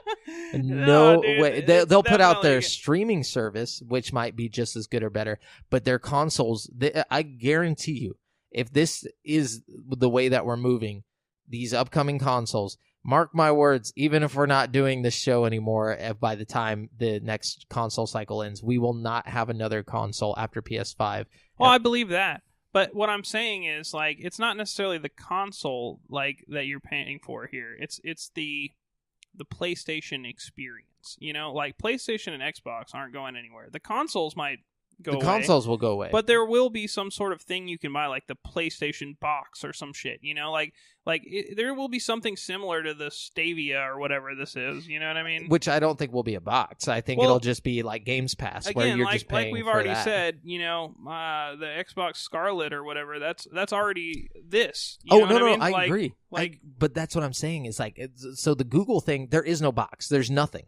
So, like, literally nothing at all. No box, you don't have to plug anything in. It just streams from YouTube or wherever the fuck you're at onto your web browser. So this is what is going to happen with Xbox and with PlayStation, which I think is that they didn't foresee how quickly this was going to transition, because I think people were sleeping on Google. And so I think what's going to happen is that now they have to put this shit out, but they're kind of thinking, fuck, we should have just went straight to the non-hardware, because every single console launch, every single time, they are launching at a loss. Every time they sell consoles, they sell at a loss. It's based on the games is where they make their money, you know, and like over time they start to make money off of the cycle. Mm-hmm. So I think this will be the last time that they put out hardware, like other than controllers and shit, to like so you can play Games Pass with an Xbox controller on your TV or on your phone or on your Switch or whatever. Probably. But where's Nintendo in this? That's my thing. Is like, what happens to Nintendo? Well, see, here's the thing. I don't think that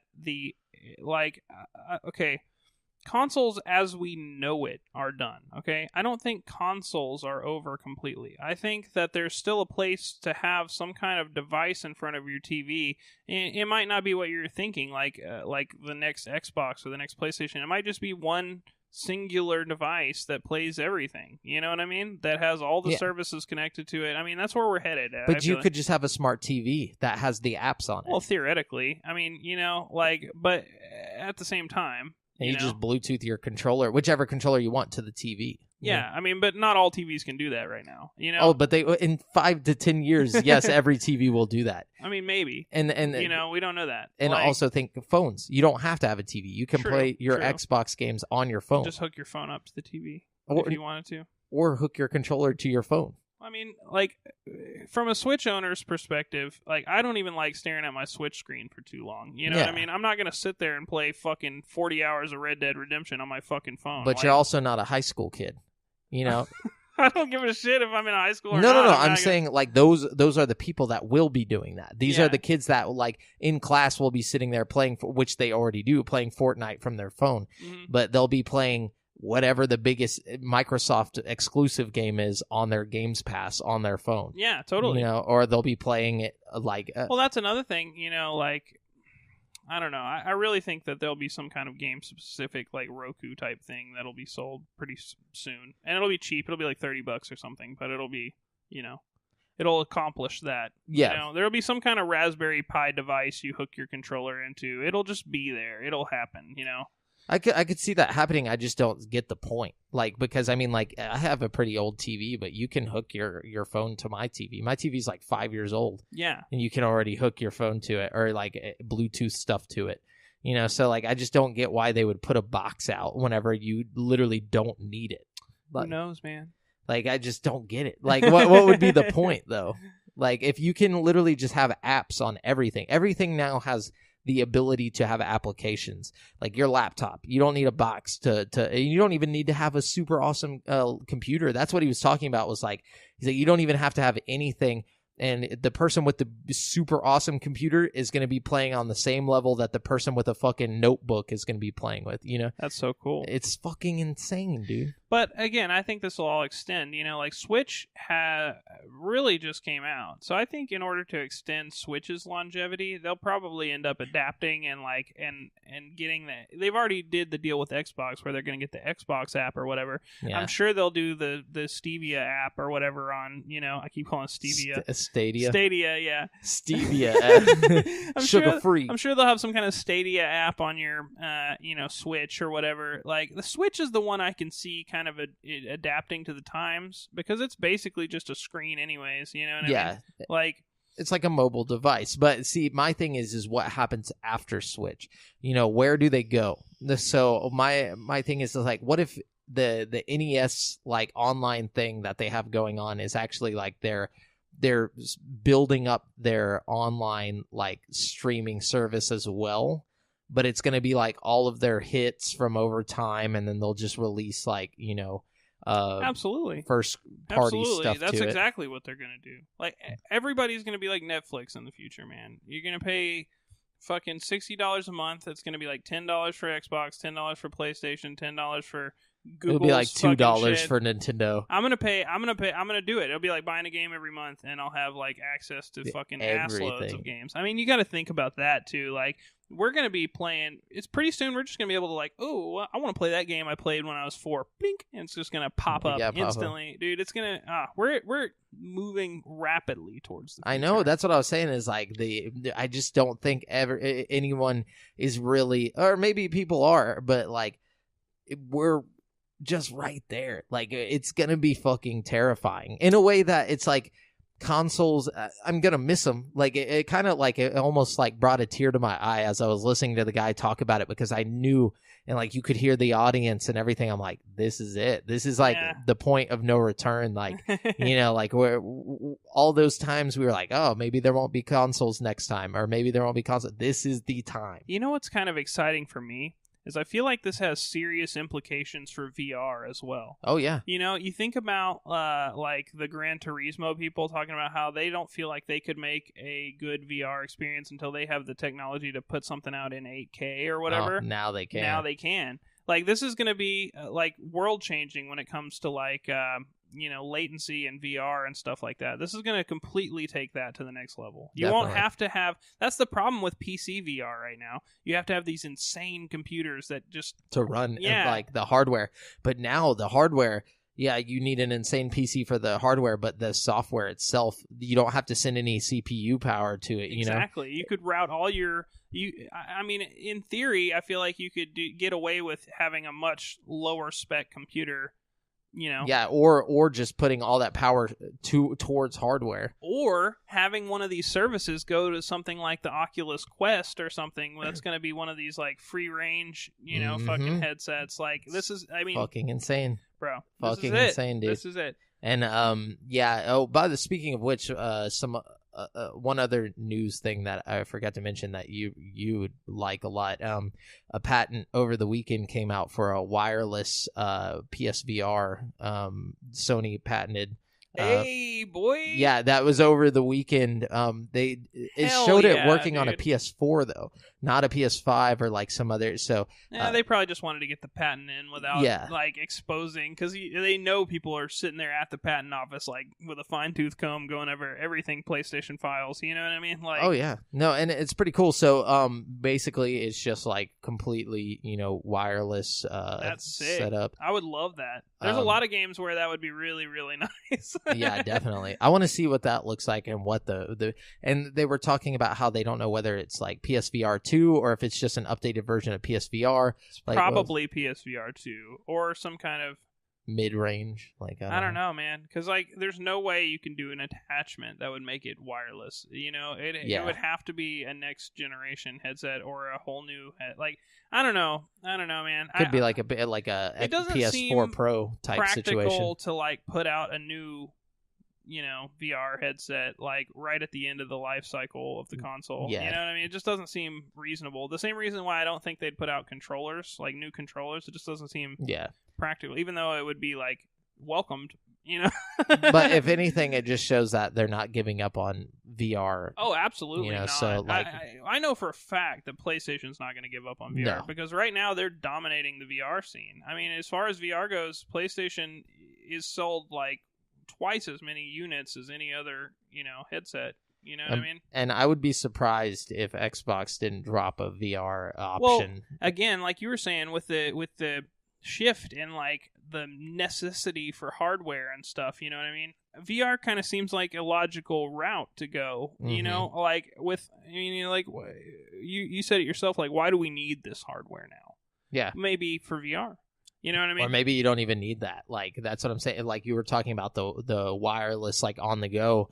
At some point, maybe PlayStation VR just becomes like the Oculus Go or whatever the fuck you were talking about. And maybe the same with Xbox. The only hardware you're buying from Microsoft and Sony is the headset. And then, like, you can stream everything to the headset. And, like, you can play even normal games in there, if you wanted to. Like, just hold a controller in your hand and play some normal games. Like, I mean, you can already do that for sure, but... Exactly, but I'm just saying, like, that could be the hardware they sell. Yeah, totally. I could see it. But, yeah, so that's the news for this week. Lots of crazy shit. Y'all get ready for the future. Fuck yeah, dude. We're going to jump on over to this week's releases, where I'm going to tell you what new games are coming out in the next 7 days. Y'all let me know if y'all post about this. Let me know if you guys want us to keep doing this little bit here where I tell you games, and if I don't know, I just feel like bringing some user choice in here. If you guys have a different idea for like a little bit right here that we could do. I kind of like this. I like it too, but I kind of want to just see if people want to switch it up, I feel like it's informative, It is, but at the same time, it's almost like we're selling these games for these people, like without ever actually, talking to it. But also, I want to try some of these games I would never know about though if we didn't do this. And I'm like part of the show, so. I'm like part of the show. I like the idea of like I read the title and then you tell me what the game is. Okay. All right, let me add it. But there's a lot of them here, so I'll choose like random ones that I'm like, okay, you tell me what this one is. All right, lay it on me. So give me a second. Let me get to one that isn't known. But Final Fantasy VII is coming to Switch and Xbox One on March 26th for $15.99. About damn time. Yeah, right around the corner. And then we got The Messenger coming to PS4 on March 19th for $24.99. Everybody knows what The Messenger is.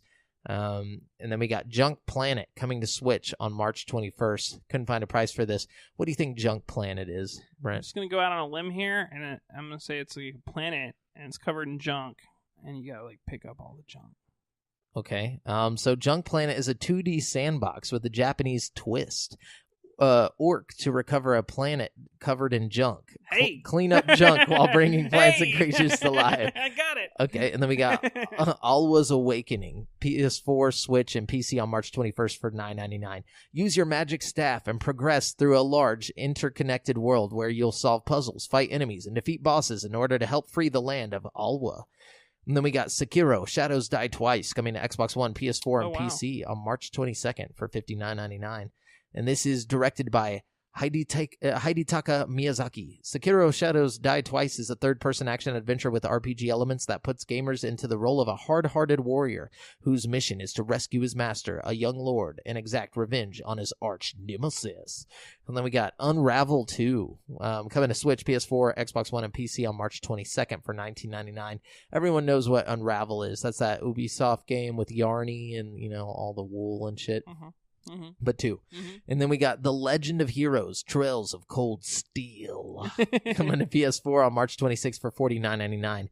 Trails of Cold Steel is the first in the series to tread Erebonian soil and explore the inner political conflicts of this oft-mentioned powerhouse nation in detail. And then we got Outward coming to Xbox One, PS4, and PC on March 26th for $39.99. From 9 Dot Studio, Outward blends fantasy and survival elements to create an open-world RPG of hard-won battles and lasting consequences. And then we got Generation Zero coming to PS4, Xbox One, and PC on March 26th for $39.99. So this looks interesting to me. This kind of looks like that Black Mirror episode, Metalhead or whatever. Oh, yeah. I was actually about to say that earlier. You know that show I was talking about that's like Black Mirror? Yeah. Almost every episode is like the Metalhead episode of Black Mirror. It's got the robos in Yeah. it, dude.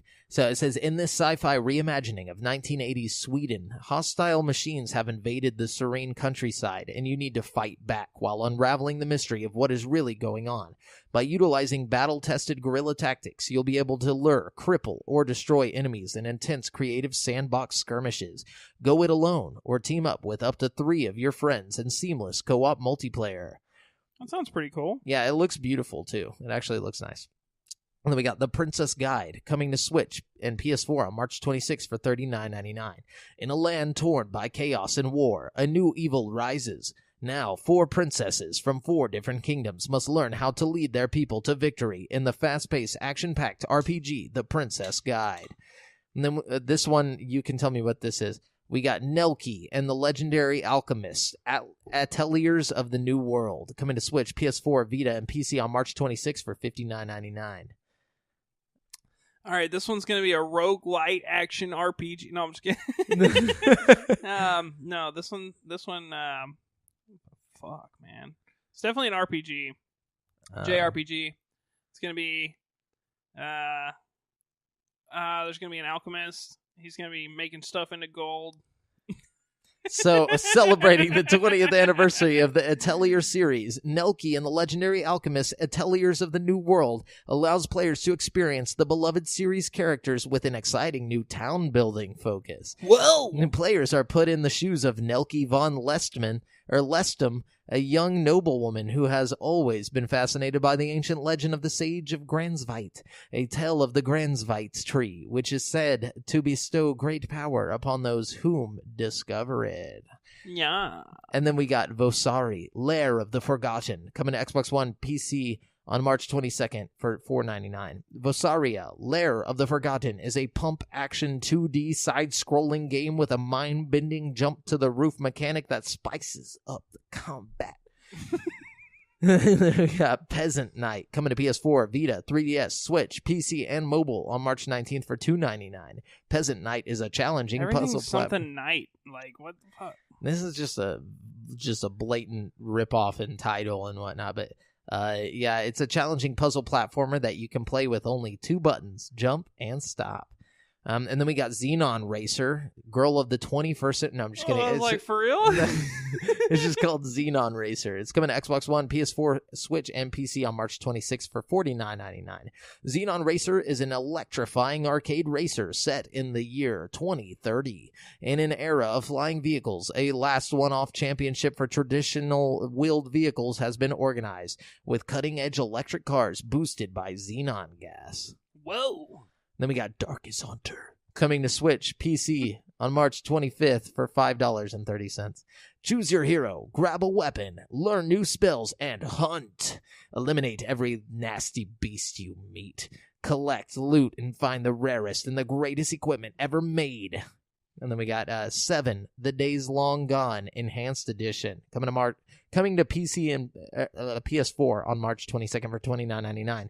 7, The Days Long Gone is a 3D isometric RPG in which players will get a chance to freely explore the sandbox world of Vitral Empire. Okay, Symmetry is coming to Switch March 19th for $9.99.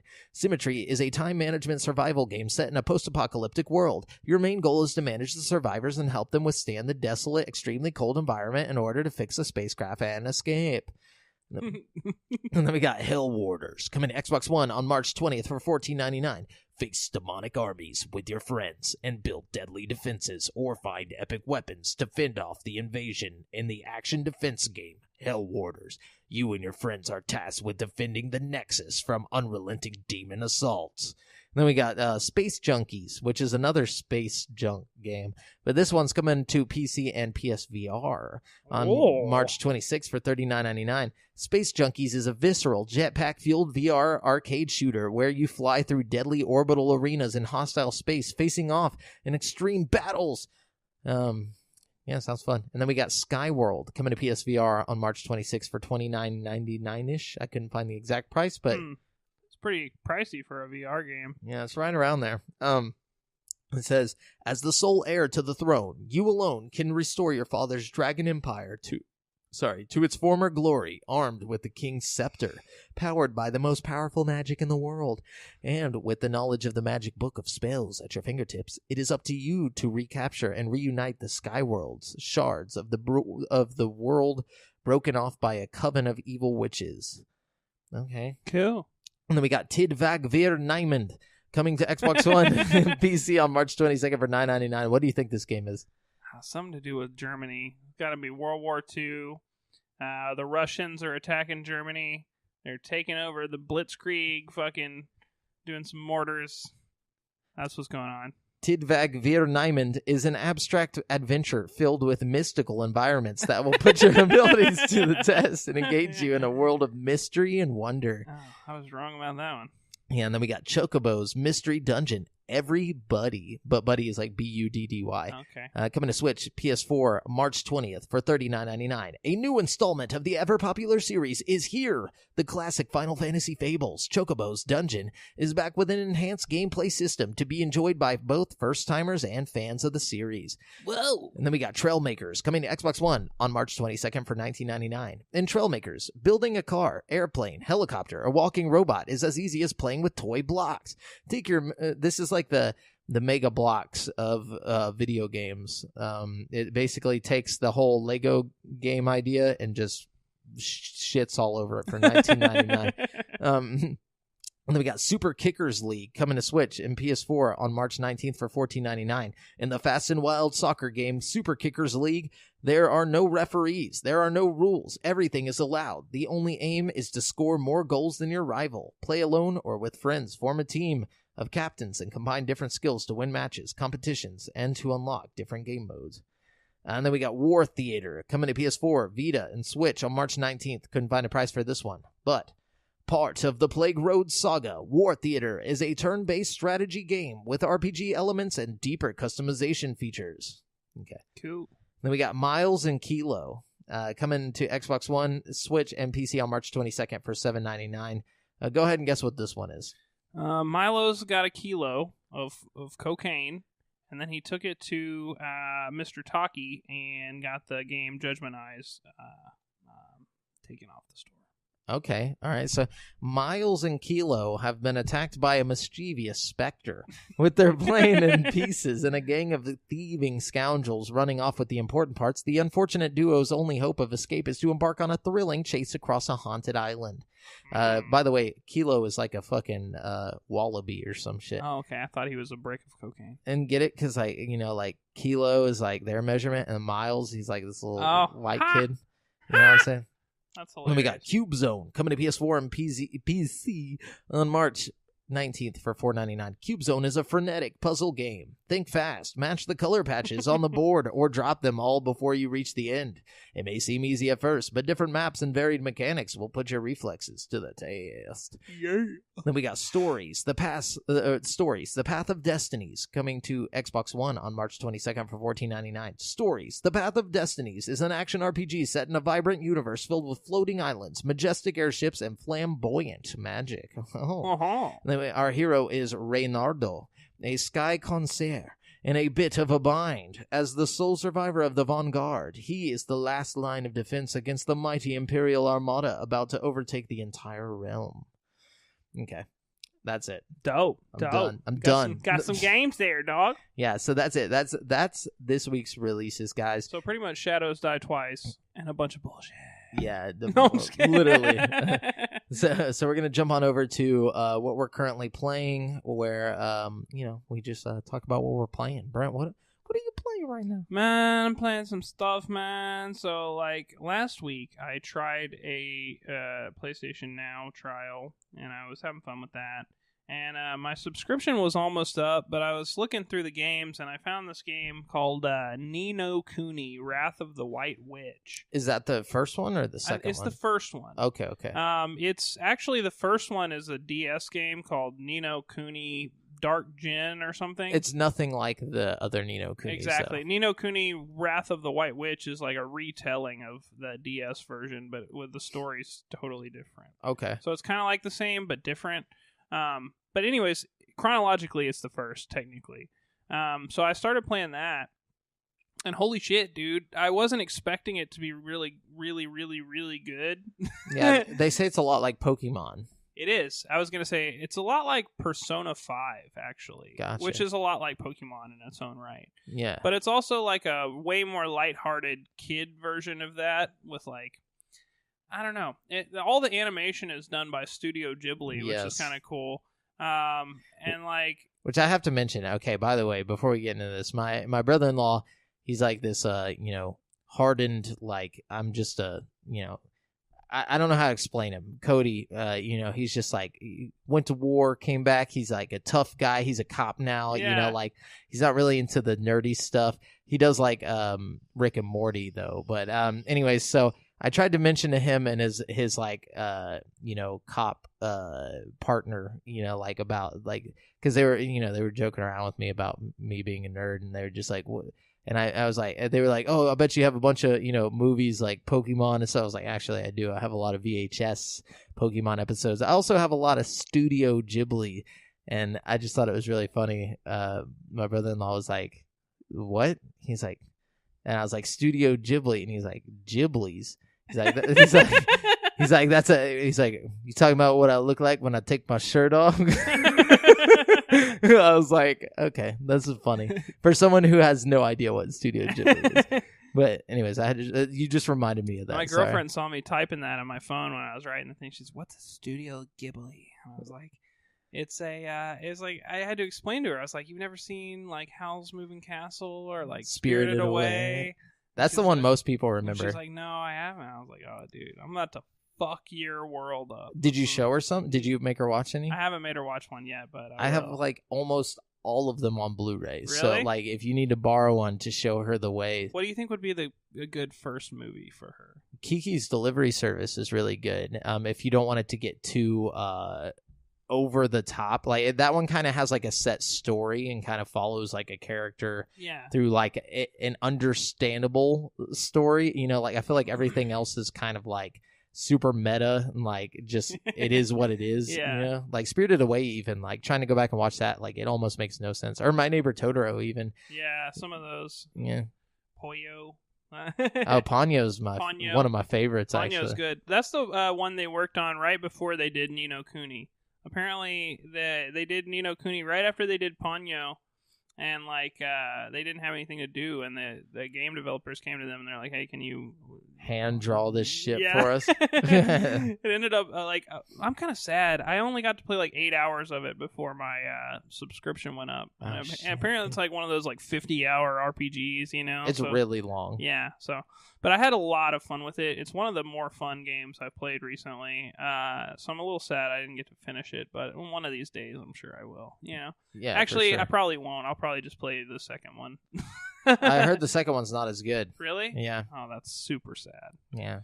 Okay, so I've also been playing me and Justin Game Share. He calls me every like week with some new game he's got, and this week he called me and he's like, "Hey, I got Star Wars Battlefront 2."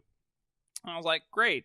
Because I always wanted to try it, but I never wanted to buy it just because, never-ending bad things I've heard about it. Yeah, you know what I mean? Of course. But I'm actually having a lot of fun with it, Like, I love Star Wars. So you give me any kind of Star Wars anything, I'm going to have a good time. You know what I mean? I really am. I love it. That being said, the map design is significantly worse than the first game. I don't understand. Like, all the levels, every single level in that game feels like a MOBA. There's, like, 3 lanes, and you, like, it's weird. There's no, like, diversity to the levels. They're all, like, boring and uninspired. Thing. Yeah.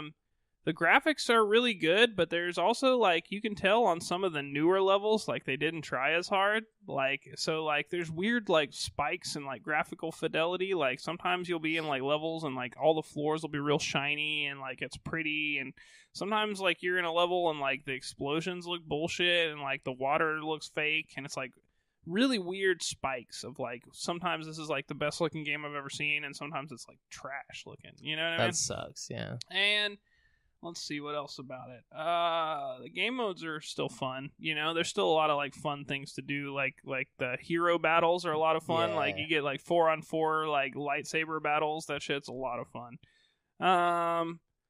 But yeah, I don't know. I'm having a lot of fun with it. It's really not as bad as everybody makes it out to be. I've already unlocked 2 of the 4 unlockable characters, so it's not like super hard to do. Yeah, no, it was at first, though. Yeah, that's what they said, but that's obviously been addressed and fixed. So yeah. Let's see. Oh, and I played a little bit of Deltarune Chapter 1, which is kind of funny. You know, I don't know what I was expecting. The game starts out and there's like this character creation screen, and like you make this fucking whole character, and like it asks you all these really deep like philosophical questions, and then it has you like name your character, and then it has you like give your own name. And I was like, I made my character to be me, so I named him Brent, and then it was like, okay, what's your name? And I was like, oh shit, well, I'm Brent too, so I named myself Brent, and it's like, I see. They're the same, and it's like doing all this like, because it probably assumed you were gonna do that. Sure, but it had all this like deep shit it was doing, and then it's like, all right, now take everything you know about your character and throw it out the window. You don't get to be who you want to be, and it's like, your name is Chris. That's fucking hilarious. So you just Chris all of a sudden, and you fucking, I don't know, it's funny. It's got the same like really sharp-witted sense of humor as the first one. Nice. You can tell that like they know a little bit like more about what they're doing game making wise. Like, I don't know, the first one kind of felt like an NES game, and this one almost feels like an SNES game. Nice. You know what one I mean? Step up. A little bit better quality, just a little bit, you know what I mean? Next like, one should be an N64 yeah. looking, or play PS1. Awesome. I don't know, it doesn't look much better than the first one, but it does look a little better. Like, I don't know, it's weird. But yeah, I don't know, I'm having fun with it. It's if you like Undertale, you'll like Deltarune. You know what I mean? Chapter 1. Yeah. So there you go. So I've been just kind of ADHDing everything. So I've just been giving it some of the D. You know what I'm saying? The Apex Legends here and there. Played some more Star Wars Republic Commandos. I've been back on going through and trying to like get all 3 of the little diamonds and do all the challenges in Captain Toad's Treasure Tracker. Oh heck yeah! The DLC just dropped for that, right? Yes, the paid one, not okay. So which I'm not paying for right now. But actually, you know, because I was waiting on. Honestly, I'm really thinking about getting Division 2. Like I've been hearing a lot of good things about it, man. It's been getting 9s and 10s and shit. Frankly, I am waiting for Rage 2 to come out. I want to see what all the rage is about. See, I don't know if the rage is about it. Is it though? Like, are people freaking out about it? I don't know. Nobody's gotten their hands on it. There hasn't been like a review of it or anything yet. No, not yet. So I mean, like, it's a mystery right now still, and I like that. I'm all about that. I just feel like I'm in this mood where like I'm in the mood for like a Destiny type game, but like I don't like playing those games. Yeah. But for some reason, Division is just calling my name right now. Dude, like I said, I've heard good things about it, and I think they learned a lot from their first Division. You know, so it might be worth looking into, man. You know, if you want like a Destiny type thing, that's definitely right up your alley. But yeah, so I might play that before the next episode, hopefully, and hopefully I can find a squad to squad up with. Yeah, let me know, man. Talk about if you get it, I'm for sure getting it, and then we can squad. That'd be tight. And then that's it for currently playing. Let us know what you've been playing in the Facebook group at facebook.com/group/GameSpeak podcast. Yeah. We're gonna jump on over to the topic of the show, which is part 3 of our little series we had going here about talking about different decades and the top selling games of each decade. Yeah. So today's is the best selling games of the 2000s. So from 2000 to 2009, like through 2009, 2010 kind of starts the next level. It counts. 2010 counts. It doesn't though, according to the list. What? Because 2010 is technically 2000 for the next decade. But then technically 2000 wouldn't. Well, yeah. Okay, yeah. You get what I'm saying? Yeah, I get what you're saying now. Sorry, yeah. That took a second. That's what I thought at first too, and I was like, oh, okay. No, it makes sense now that I think about it from like a different perspective. Okay, so we're gonna jump onto the chart. We're gonna start with the best selling games. Oh man, starting some good ones on here. Oh yeah, there's some good ones. We're gonna start with number 10, and work our way up to 1. So this. I think this list will surprise the shit out of you. So please surprise me. I'm so curious. So what do you think number 10 is? Grand Theft Auto 3? No. So what is it? Oh fuck! Hold on. It just like. Did we lose it? Did we lose him, Doc? We did lose him. Sorry, like an ad popped up because like I linked it to the thing rather than trying to like copy paste it because it was like copy pasting weird. So number 10 is actually Pokemon Diamond and Pearl for the DS. Interesting. Which came out September 6th. I bet that's not the only Pokemon game on this list. Yeah, well, that's true. That is very true. Anyway, so that I don't know. If Diamond and Pearl did that good, then fucking you already know fucking the other shit did better. Well, it sold like 17.8 million copies. Pretty good. It's pretty good. That's pretty good. So we're going to. I feel like 20 million is about the standard for like Pokemon games. You know what I mean? Oh yeah. Well, is it though? Is it that? I think so. I mean, like what Yellow did about that, or Red and Blue, Green, Yellow. You know? But that was the first one. You know, I guess they get better almost every time, sales wise. But that came out for the DS. And then number 9. What do you think number 9 is? Man, it's a tough. Grand Theft Auto 3. I'm just gonna keep guessing Grand Theft Auto 3. It's Pokemon Gold and Silver. No fucking way. Came out for the Game Boy. What we got? 20 milli? Nope. Sold 19 milli? And this came out November 1999. It sold 18.02 million. So wait, this came out in 99? Yep. Came out in 1999. This always throws me off, these fucking weird dates on the list. Like, why does that? How's that relevant? And I guess it could just be like the. Well, because which is weird, you know. Like I don't understand. I think it's because it's so close. Or maybe it got most of its sales at this time during that time. Maybe maybe it came out like holidays '99 or something. That's what I'm thinking. I mean? It's like right on the edge, right on the verge. But I'm gonna take it for what I'm not gonna saying. question it. That sounds legit to me. And this is all off of VGCharts.com. Gold and Silver was sick, dude. Like that was that shit, dude. I fucking love those games. It was the sickest, dude. And then we have number 8. This one's really gonna surprise you. Okay, this came out in May 2005 for the DS. The World Ends With You. Brain Age. Sold 18.73 million. Beat out Pokemon. This was number 7? This was number 8. 8. Wow, dude. Brain Age. I mean, I remember that selling pretty well, you know? Your mom played it. My mom played it. Yeah. Like, a lot of people played it. That's how I remember it. I remember having it and being like, this sucks, because it wasn't really a game. It's like, I don't want to grow my brain. I just want to play games. But, and then number 7 came out for the PS2 and the Xbox, October 2004. Grand Theft Auto 3. It's Grand Theft Auto San Andreas. Oh shit, boy! By Take-Two. Well, that has to be the best selling of the Grand Theft Auto games. At least for the early ones. Yeah, 20.15 million. Wow, dope. Yeah. Then for number 6. All right, what? It came out April 2008 for the Wii. 2008 for the Wii.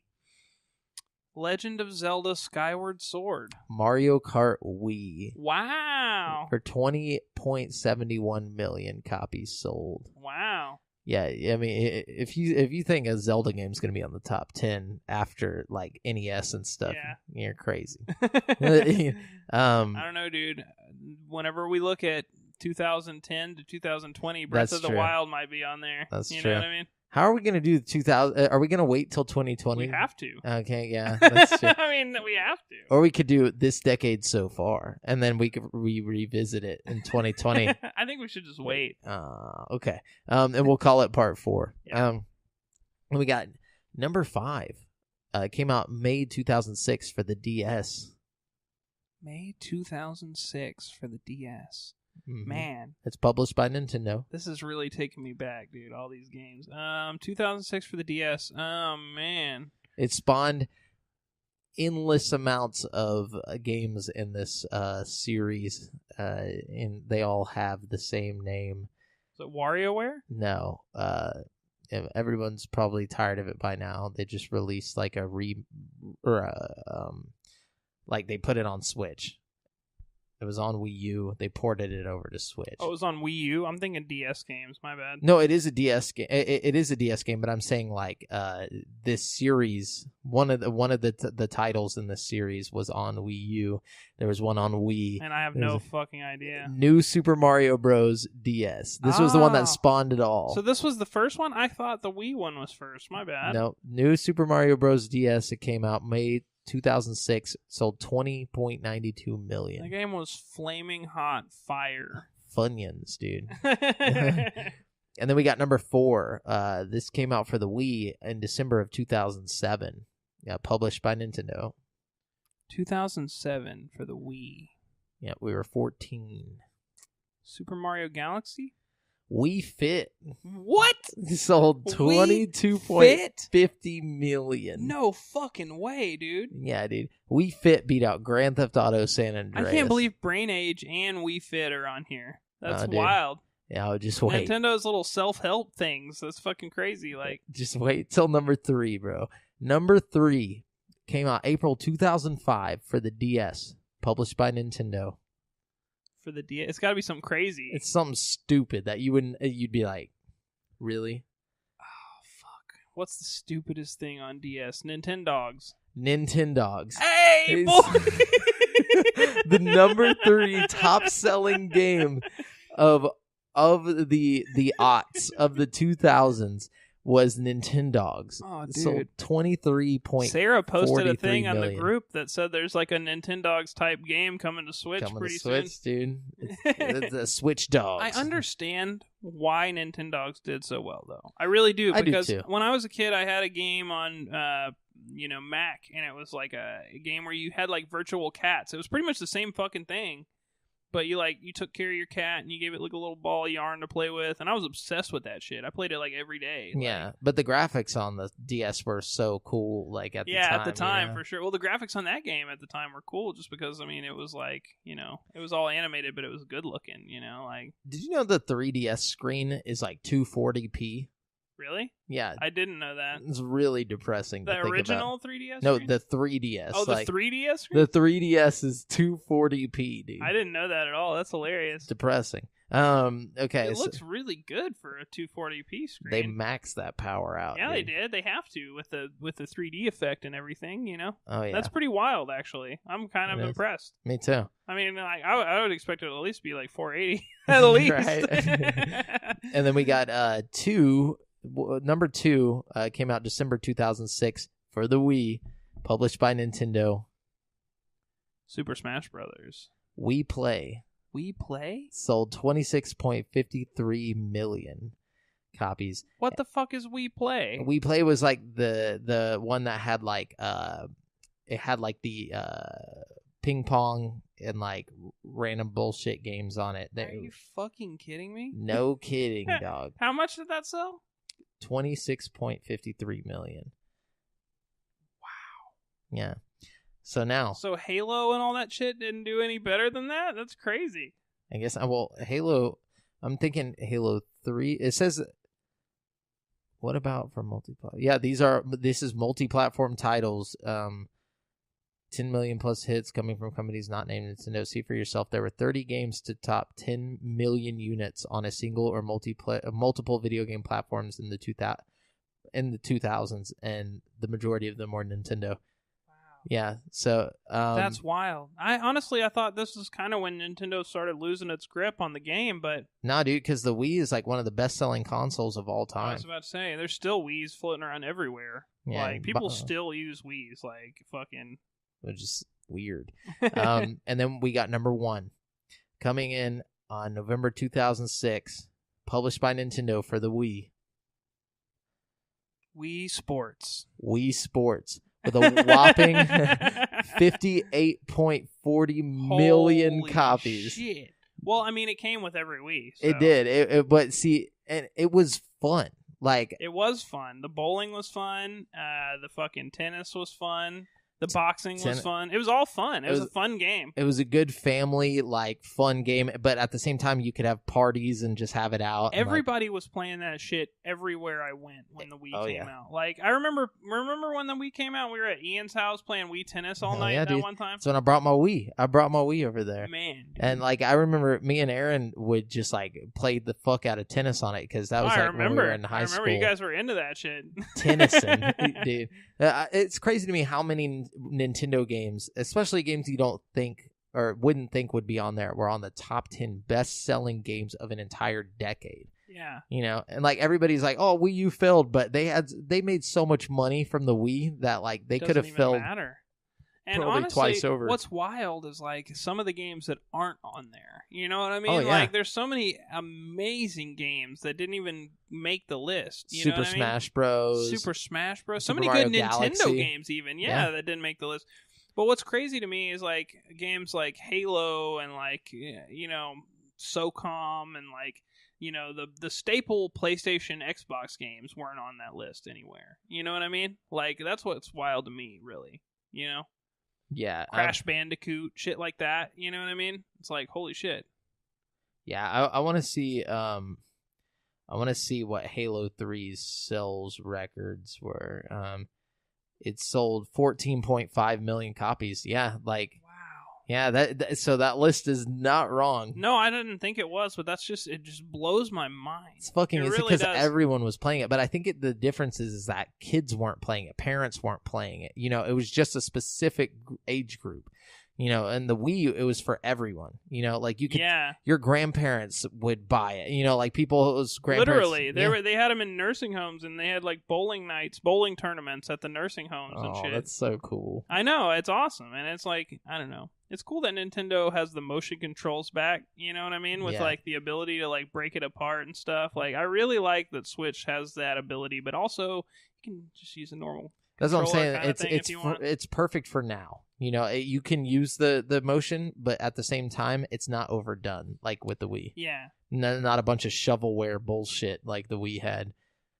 Anyways, that's it for the topic of the show. That rounds up part 3. We'll be back to this in 2020 to talk about the best-selling games of this decade. So hopefully all of you guys are still kicking it and still having fun. We are too at that point. Let's jump on over to the People's Champion. Brent, who's championing? This week, we're going to give it to Sarah Brock. What's up, Sarah? Sarah has 2 questions, but the one that won her the spot on the People's Champ list is this one. Sarah says, The Outer Worlds. Do you think it will be one to watch out for or one to miss? Outer Worlds looks like one to watch for me. It looks great. Also, I think it might be building up a little bit too much hype around it. I think people are going to expect it to be exactly like Fallout New Vegas. You know what I mean? Because everybody keeps saying, "Oh, the spiritual successor to Fallout. Oh, it's the people who made Fallout. Oh, it's the," you know what I mean? And I think people are going to try way too hard to associate this game with Fallout. I think it's going to be an excellent game. But I think it's going to get overshadowed by the expectations people have of it being like Fallout. You know what I mean? I really think so anyways. Definitely. And I think it's kind of doing a little bit of a disservice to the creators of the game by basically saying that they can only make Fallout. This isn't its own IP. Which is ridiculous because they've done so many great games, you know what I mean? Yeah. It's let's take a step back. Let's wait and see what this game becomes. That's what I'm saying. I'm not, I honestly don't want it to be like Fallout. I mean, I wouldn't mind if it's like Fallout, but I don't want it to be like a carbon copy, cut and paste. This is Fallout, basically with a different name kind of thing. Because then it would just be boring because we just had Fallout 4. Exactly. Give us something a little different. This looks like a healthy mix of Borderlands and Fallout. It looks pretty. I'll tell you that. It looks really appealing. When I look at it, I want to play it. Same. I see the videos of it and I'm like, oh man, I can definitely sink my teeth into that. So. I can dig it. So yeah, thank you, Sarah. Thanks, Sarah. Great question. By the way, we need to add up and send out a shirt to whoever won the champion, of the year. Is it already that time? I think we've already passed it. I thought isn't it like 56 weeks in a year? Yeah, and we're at 105 right now. So it'd be 112, I think, when we do it, right? Okay, sorry guys, I don't know math. No, it's okay. For some reason, I was just gonna be like, okay. I'm dreading that. That's gonna be. The Won't last be time too hard. It took me about 4 hours last time to go through and find everybody. Dog. That's okay. It was worth it, and it will be worth it again. Yeah. So Sarah's second question, she says opinions on this, and she posts a link to the Google gaming thing, the Stadia. The Stadia, yeah, that we talked about. So we gave those. Yeah, for our opinions on that, go check Rewind. Earlier in the show. Yeah. She just tunes into this part. Yeah, we're both excited. Yeah, future.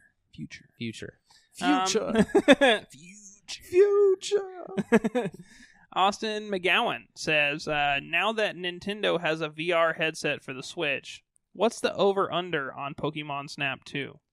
Oh, yeah, I guess I didn't First even of think all, about let's not go crazy here and just say that It's Nintendo has a VR headset. Nintendo has a piece of fucking cardboard you can strap to your fucking... You can't even strap it. All you can do is hold it to your face. My point exactly. Which wouldn't be, bad for a Pokemon Snap game. Yeah, because you just make a box in the shape of a camera. Exactly. And you just hold it to your face. Exactly. Oh, my God. That would actually be a lot of fun.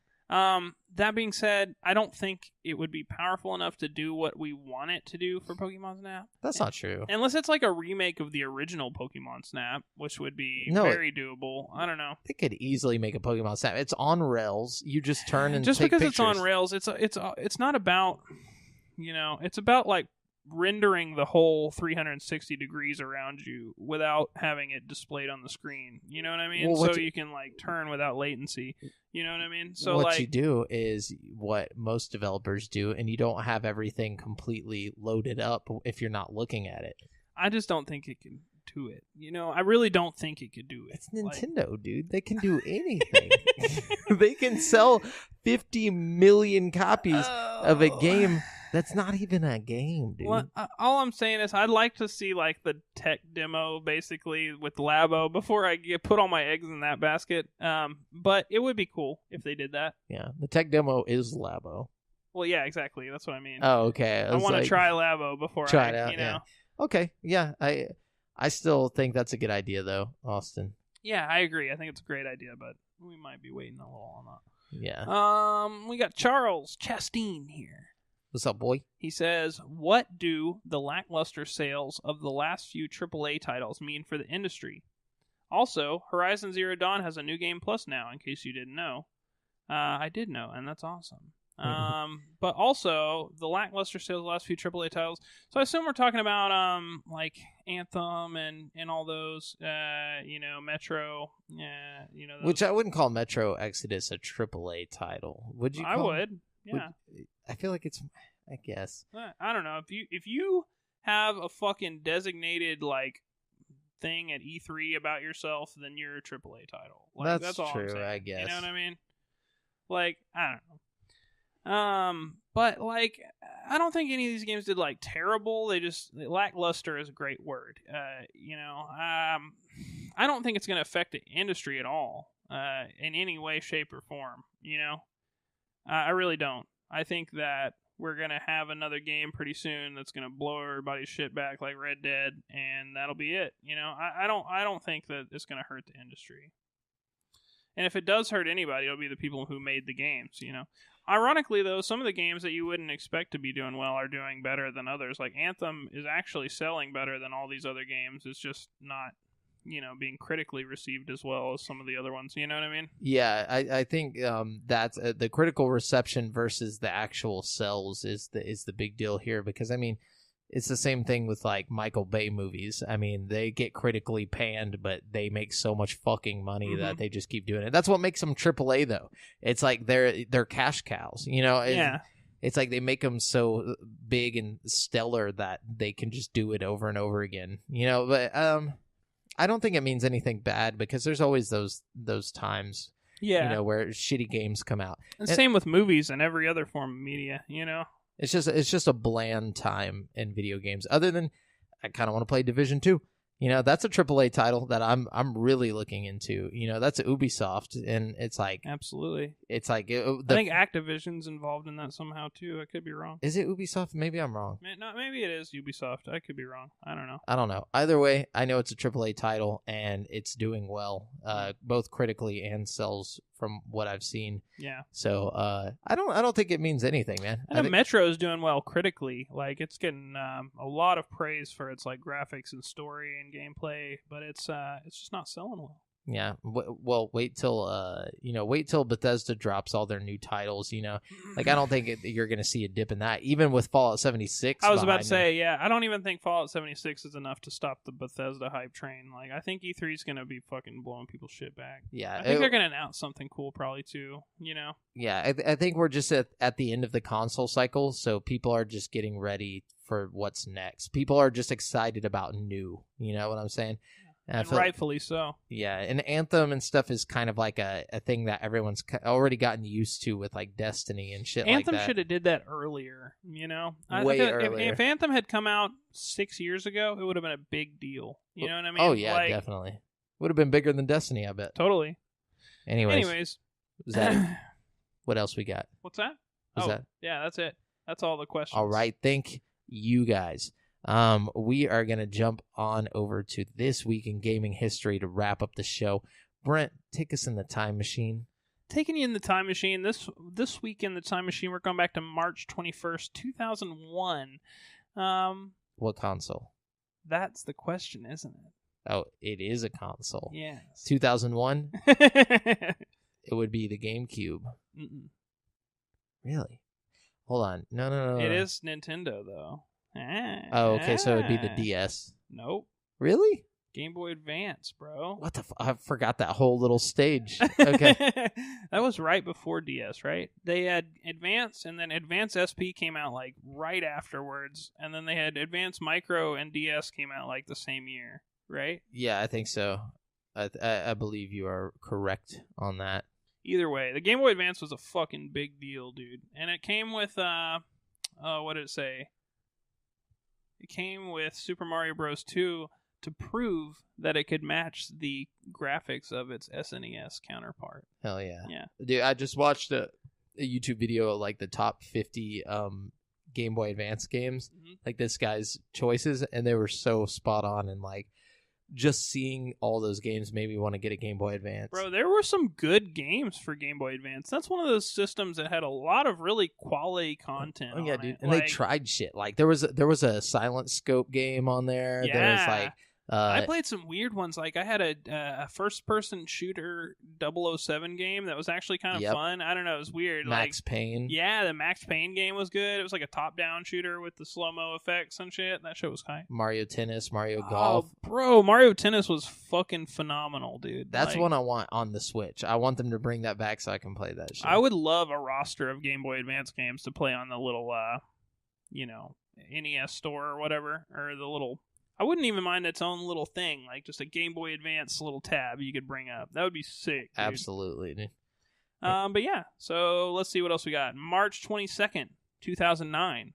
We're moving up a few years. Okay, so this I'm not very familiar with this time. This is a DS game right here. It's a DS game? Yeah. It's one of its counterpart games was on our list of best-selling games. Okay, so in 2009, would it be a Pokemon game? Yes, but it's going to be a weird one. It's going to be hard to guess. Is it Mystery Dungeon? Mm-mm. It's a mainline Pokemon game, but it's one of the... You know how it's one of the third tier versions? One of the third tier ones, yeah. So is it... It's going to be hard to guess, bro. Was it Black and White? Mm-mm. It was, I think, just before Black and White. Shit, what came before Black and White? Oh, I don't even... A Sapphire? Or... So there's Pearl and Diamond, and then it was the third tier for Pearl and Diamond. It was Pokemon Platinum. Yeah, see, I didn't even play that one. Me either. I skipped that generation. Me either. Actually, it would be fun to go back and play them now that I'm older and back into Pokemon again. Yeah, now that I'm an adult. Perfect time. Oh, and also, same year, March 17th, 2009, This was another DS one. Related to anything we talked about? No. No. This was kind of an offshoot game. It was a lot of violence, a lot of cars, a lot of guns. Grand Theft Auto Chinatown Wars? Yeah, there you go. Boom. Okay. You mentioned guns and cars. Grand Theft Auto. You know what another good Game Boy Advance game was? Driver 2. Dude, Driver 2 was dope, They especially did a for the time. Great job on that. They had Driver on there, like the original Driver 2. So like you could play like Driver, You Are the Wheelman, and it was like 3D. It and was like, sick, dude. Oh my gosh, I love the Game Boy Advance. Like seeing old technology do shit that you just know was so insane for what it was doing. Like, dude, watch the top 50 list. It's like one of the only ones on YouTube. Just Google top 50 Game Boy Advance games, and just oh my god. Oh, I'll probably watch that when I get home. The nostalgia hurts thinking about it. Like, it's so cool. I remember you getting Driver 2 through eBay back in the day, and like us playing it. I remember getting the games and them being like half the size of a normal Game Boy game, and being so like impressed with it. I'm like, shit, it's so much smaller than your normal. Now the games are like fucking microscopic. Like, hell yeah, it have like tweezers to put it in your Switch. Like, it went all the way back to cartridges. You know. Anyway, so is that it? Yeah, that's all I got. Sweet. Good episode. Yeah. Remember, you've been listening to GameSpeak Podcast courtesy of CreateForSanity.com. The show posts for free every Wednesday on all podcast directories. Be sure to submit any questions you want read on the show to GameSpeak Podcast Facebook group, which is facebook.com/groups/GameSpeak Podcast. Check out our video content on YouTube. All you have to do is search Create for Sanity. It's all one word. And if you want to stay up to date with your boys, you can find me on Twitter at the handle AlJafferJamel and Brent at Brent has one. That's the number 1. And check out the GameSpeak Podcast Instagram. Until next time, listeners,